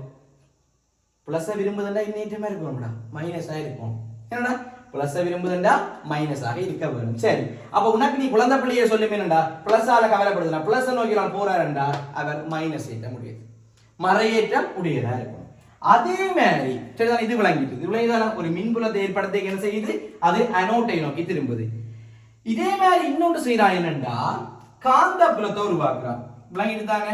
அப்ப உதாரணமா இது 3D யோசியா, இது ஒரு ரக்க குழாய், ஒரு ரவுண்டான குழாய் இருக்குது. குழாய்க்குள்ள இங்கால் பக்கத்துல கேதோட் முனை, அங்கால் பக்கத்துல அனோட் முனையை வச்சுட்டு உள்ள அமுக்கத்தை நல்லா குறைச்சிட்டு சைபர் ரசம் சைபர் ஒன்று எங்களுக்கு வளிமண்டல பக்கம் இப்படி இருக்குது. அப்ப நல்லா குறைச்சி சைபர் ரசம் சைபர் ஒரு மில்லிகிராம் என்ன சொல்லுவாங்க மில்லிமீட்டர் ரசத்தை உருவாக்கி போட்டு பிறகு என்ன செய்யறாங்க பார்த்து கொண்டிருக்கோ நீலங்கள் அந்த ஊதாங்க கேதோட்ல இருந்து அனோட்டை நோக்கி போறது. அதுல மின்புலத்தை வச்சு பார்க்கலாம், அது பிளஸ் நோக்கி போகணும் கண்டுபிடிச்சிட்டான். இப்ப நான் அவனுக்கு என்ன சொல்றேன்டா இதுல அவன் என்ன செய்யறான்டா காந்த புலம் சரிதானே. இப்ப காந்த புலம் 3Dயா யோசி. காந்த புலத்தை வைக்க என்ன நடக்க போன இப்படி போற கதிருக்கு காந்த புலத்தை வைக்கிறான். காந்த புலத்தை வைக்க என்ன நடக்குதுன்னு பார்த்தாண்டா இந்த போற கதிர்கள் உனக்கு இதை வச்சே விளங்கிட்டு அனோட்டை நோக்கி போகுதுன்னா என்ன இது மறையேற்ற முடிய கதிர்களா இருக்கும். என்ன செய்யுதுன்னு பார்த்தா காந்த புலத்தை வைக்க இங்க இப்படி கதிர் ஒன்று போய் கொண்டிருக்கிற பாதையில நான் என்ன செய்யறேன் காந்த புலம் உனக்கு தெரியுமே வடக்கு தெற்கு தானே காந்தங்கள், வடக்கு தெற்கு வச்சு காந்த புலத்தை வைக்க அந்த கதிர் என்ன செய்யுதுண்டா இப்படி போற கதிர். இப்ப நான் என்ன செய்யறேன் இதுல ரக்க குழாய் இருக்குது, இப்படி ஒரு பக்கத்துல என்ன செய்யலாம் ஒரு பக்கத்துல வடமுனை ஒரு பக்கத்து தென்முனை இப்படி வைக்கிறேன்டா இப்படி இங்க கிடையா போற கதிர்கள் மேல வடக்கு பக்கமும் திரும்ப இல்ல, கீழே தெற்கு பக்கமும் திரும்ப இல்ல சரிதானே. என்ன செய்யுதுண்டா வடக்குக்கும் தெற்குக்கும் இல்லாம கிடையா போற. இப்படி நான் காந்தத்தை வைக்க கிடையா போற. வடமுனையை நோக்கியோ தென்முனை நோக்கி அல்லாமல் என்ற வந்தது என்ன சொல்லுவாங்க அந்த நேர என்ன கதிரா மறையேற்றம் தானே, மறையேற்ற கதிர் போற திசையில போறான்னு சொல்லுவோம். இதை ராணி நோமலா அந்த புலங்கள் படிக்கன்னு சொல்லி சொல்லுவோம். அங்கால மேல படிச்சு கொண்டிருப்பா. ஏன்னா புலம் வைக்கல மின்னோட்டம் கொண்டு ஓடைக்கலாம், அதுல இங்க இந்த பக்கம் விசை வரும், இந்த பக்கம் திரும்ப உண்டு. அப்ப உனக்கு இதுல விளங்க வேண்டிய விஷயம் என்னன்னா நீ காந்த புலத்தை வைக்கல வடக்கு பக்கமாயும் போயிடு. போன கதிர் இப்படியே போய் வடக்கு பக்கம் திரும்பி இல்லை, போன கதிர் இப்படியே போய் தெற்கு பக்கம் திரும்பி இல்லை. மறையேற்ற படத்திரிக்கிறது சரி அப்படி செங்குத்தா வெளியில போகும் அல்லது உள்ள போறதா இருக்கு. மறையேற்ற படத்துக்கு எந்த பக்கம் போகும் வெளியில போகும்டா வெள்ளவும் உள்ள போகும்டா உள்ள போற பக்கமா போ. உனக்கு இங்க என்ன சொல்லுவாங்க பிசிக்ஸோ இல்லத்தானேடா எந்த திசையும் எல்லாம் கேள்வி கேட்க போறது இல்லை. உனக்கு ஜஸ்ட் என்ன தெரியும் கேதோட் கதிர் குழாயில வர அந்த கதிர் கேதோட் கதிர் என்ன போறோம் கேதோட் கதிர் மின்புலத்தை ஏற்படுத்திக்க எதை நோக்கி திரும்ப போகுது அனோட்டை நோக்கி திரும்ப போகுது. அதே மாதிரி காந்த புலத்தில் வைக்க வடமுனையோ தென்முனையோ நோக்கி அல்லாமல் புலத்துக்கு செங்குத்தாக நேரேற்ற படத்துக்கு திசையில போக முடியும் பார்ப்போம். விளங்குதானே? அதான் நாங்க உள்ள விஷயம் சரிதானே. ஓகே, வில்லியம் குரூப் செய்ய என்ன சொல்லுவாப்போம் இந்த பிளஸ் மைனஸ் கேதோட் அனோட் புலங்களை வச்சு என்ன செய்யுது அவர் டெஸ்ட் பண்ணி பார்க்க. அவர் செய்தது இப்படியே என்ன உயர் மின்னழுத்த வேறுபாடு என்னத்த மாதிரி செய்து சொல்லுவாப்போம் ஒரு தாள அமுக்கத்தை உருவாக்கிக்கலாம். அது இங்கே இருந்து அங்க போனது. விளங்கிட்டோ விளங்கிட்டோ விளங்கிட்டு தானடா. சரி ஓகே, எழுதுங்கோடா எழுதுங்கோ. கேதோட் கதிர் பிளான்ட் கதிர் கதிர் பிளான்ட் சோதனை ஹெடிங் போடுறாங்க என்னடா. எஸ் எழுது. ஏறத்தாழ 1800களின் நடுப்பகுதியில் இருந்து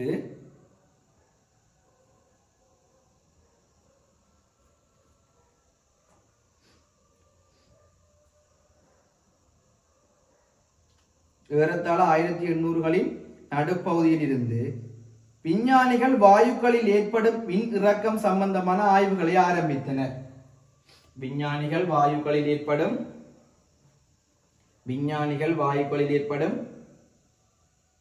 மின் இறக்கம் சம்பந்தமான ஆய்வுகளை ஆரம்பித்தனர். சரிதானே? ஓகே, அடுத்த பாயிண்ட் ஆகுது. வில்லியம் குரூக்ஸ் எனும் விஞ்ஞானி வில்லியம்ஸ் குரூக்ஸ் எனும் விஞ்ஞானி கடினமான கண்ணாடி சுவரையுடைய குழாய் ஒன்றில் கடினமான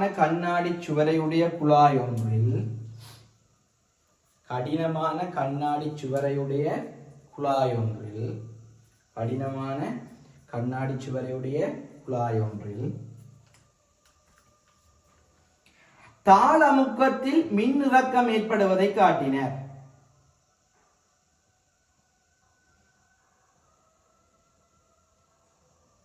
சூரிய குழாய் ஒன்றில் தாள் அமுக்கத்தில் கமாப்பட்டுள்ளது உயர் மின்னழுத்தத்தில். மின்னழுத்த வேறுபாடு கொடுத்தாங்க 14. தாள் அமுக்கத்தில் உயர் மின்னழுத்த வேறுபாட்டில் மின்னிறக்கம் ஏற்படுவதை காட்டினர்.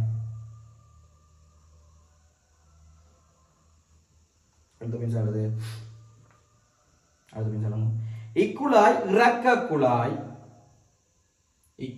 இறக்க குழாய் அல்லது கேதோட்டு கதிர்குழாய் அல்லது குரூக்ஸ் இன் குழாய் என அழைக்கப்படும்.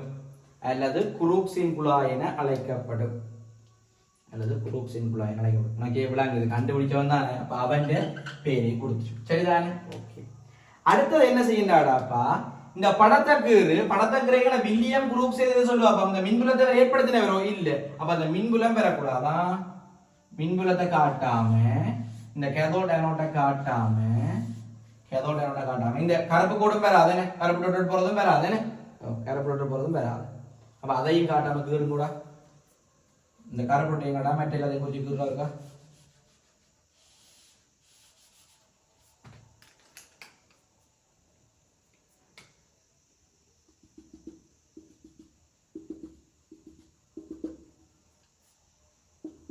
கீறுங்கூடா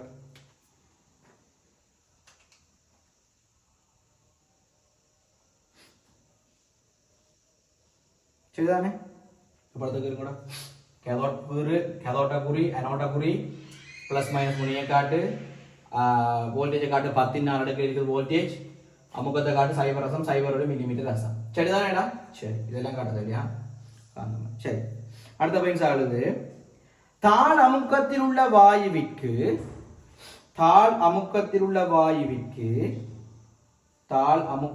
வாயுவிற்கு உயர் மின்னழுத்த வேறுபாட்டை உபயோகிக்கும்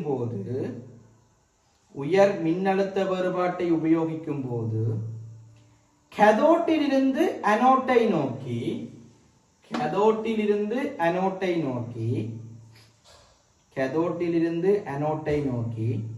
நீலம் கலந்த ஊதா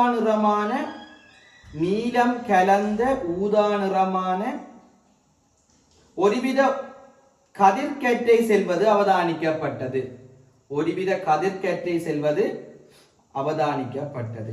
சரிதானே. ஓகே, இவ்வளவுதான் யார் செய்த பரிசோதனை, வில்லியம் குரூக்ஸ். விளங்கிட்டு தானேடா. ஓகே, அடுத்த பாயிண்ட்ஸ் ஆகுது. நீண்ட காலத்தின் பின்னர்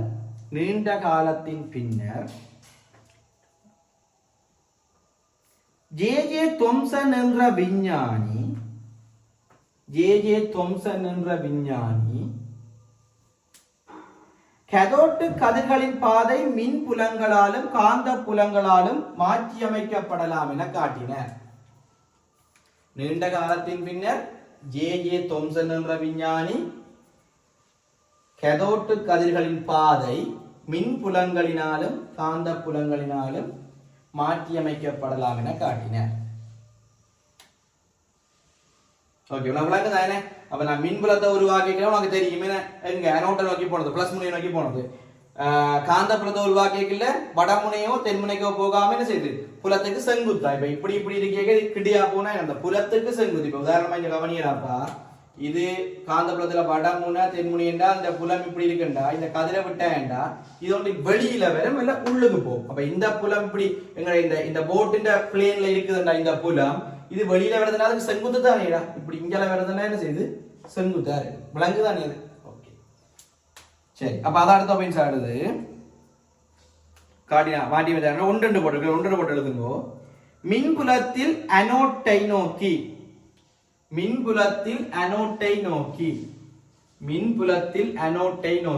பிராக்கெட்டுக்கு போட்டு பிளஸ் தகடு அனோட்டை நோக்கி திரும்ப அடைகின்றது. சரிதானே. திரும்பல் அடைகின்றது. பிராக்கெட் போடு மின்புலத்தில் அனோட்டை நோக்கி பிறகு பிளஸ் டாட்டை நோக்கி திரும்பல் அடைகின்றது. ஓகே, அடுத்த இரண்டாவது எழுது காந்த புலத்தில் வடமுனையோ தென்முனையோ நோக்கி அல்லாது, காந்த புலத்தில் வடமுனையோ தென்முனையோ நோக்கி அல்லாது புலத்திற்கு செங்குத்தாக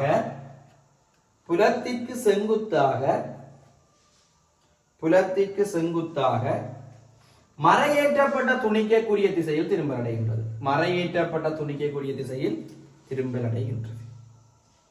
சரிதானே? ஓகே, சும்மா இப்படி குட்டி படத்தக்குள்ள காட்டி விடு. சரிதானே? உனக்கு தெரியும் மின்புலம் மண்டைக்கு எப்படி காட்டு. மின்புலம் தானே, மின்புலம் மண்டைக்கு என்ன சுலபம்? Anode cathode. இதுல அனோட் ரெண்டு காட்டு, இதுல கேதோட் ரெண்டு காட்டு. சரிதானே? இப்படி வார ஒளிக்கத்தை இப்படி திரும்புதுன்னு காட்டுங்க, இப்படி திரும்புதுன்னு காட்டுங்க. சரிதானே? இப்படி திரும்ப அடையுது, அனோட்டை நோக்கி போறாரு காட்டுங்க. சரிதானே? அதே மாதிரி இங்க வரைக்கும் இப்ப எங்க சொல்லுவா அப்போ காந்தப்புலம் இருக்குதானேக்கா. காந்தப்புலத்துல நான் 3D காட்டிலாதானடா. ஏன் இது பிளேன் இந்த போட்ல 3D காட்டிலானே. இப்ப இப்படி போய் இப்படி காட்டு, கொஞ்சம் இப்படி மாறி போறான்னு காட்டு. அப்ப என்ன அர்த்தம்னா வெளியில வர இல்ல உள்ள போற அந்த தளத்துல இல்லை.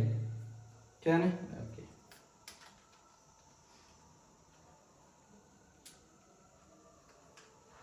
சரிதானே? ஓகே, சரியோடா? சரி, ஓகே, வண்டே படிச்சுட்டோம். இதுல என்ன விஷயம்டா? சரிதானே? ஓகே, இன்னைக்கு உங்களுக்கு சொன்னது காணும். சரிதானடா?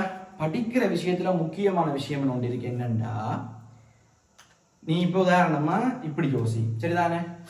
வளமையா அப்படி சொல்ல நாங்கள் படிக்கிறாங்க. இப்போ படிச்சு கொண்டிருப்போம். படிச்சு கொண்டிருக்க என்ன செய்யமாண்டா, இன்றைக்கு ஒரு நோட்ஸை படிச்சுட்டோம்டா. இல்லை அப்படி தான் படிக்கிறாங்க. இன்றைக்கு ஒரு நோட்ஸ் காப்பியை படிச்சுட்டோம்டா. இன்றைக்கு கிளாஸ்ல அந்த நோட்ஸை இன்றைக்கு இரவு என்ன செய்யணும்டா போயிடுது வாசிப்போம்.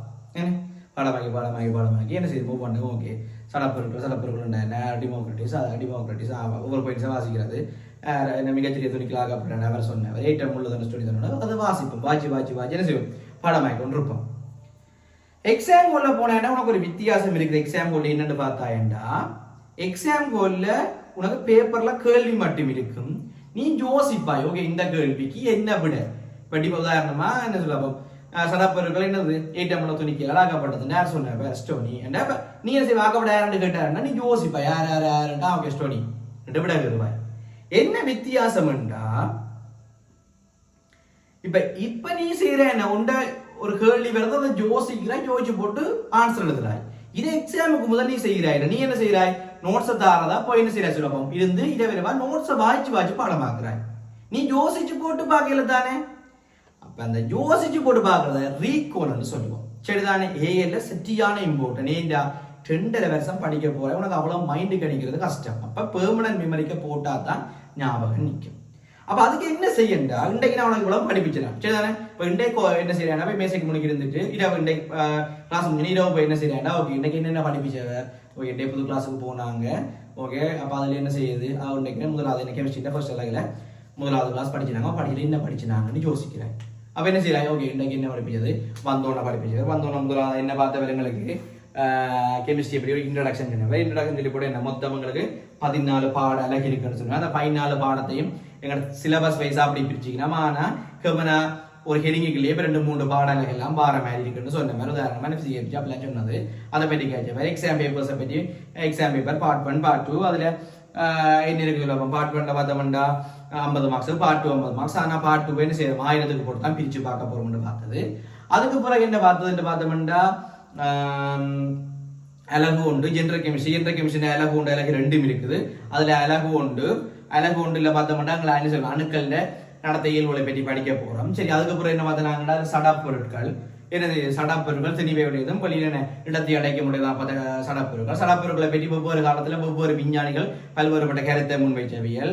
டெமோக்ரட்டிஸ் மேலும் பிரிக்க முடியாத அடிப்படை துணிக்கையெல்லாம் ஆக்கப்பட்டது சடப்பொருள் சொன்னவர்.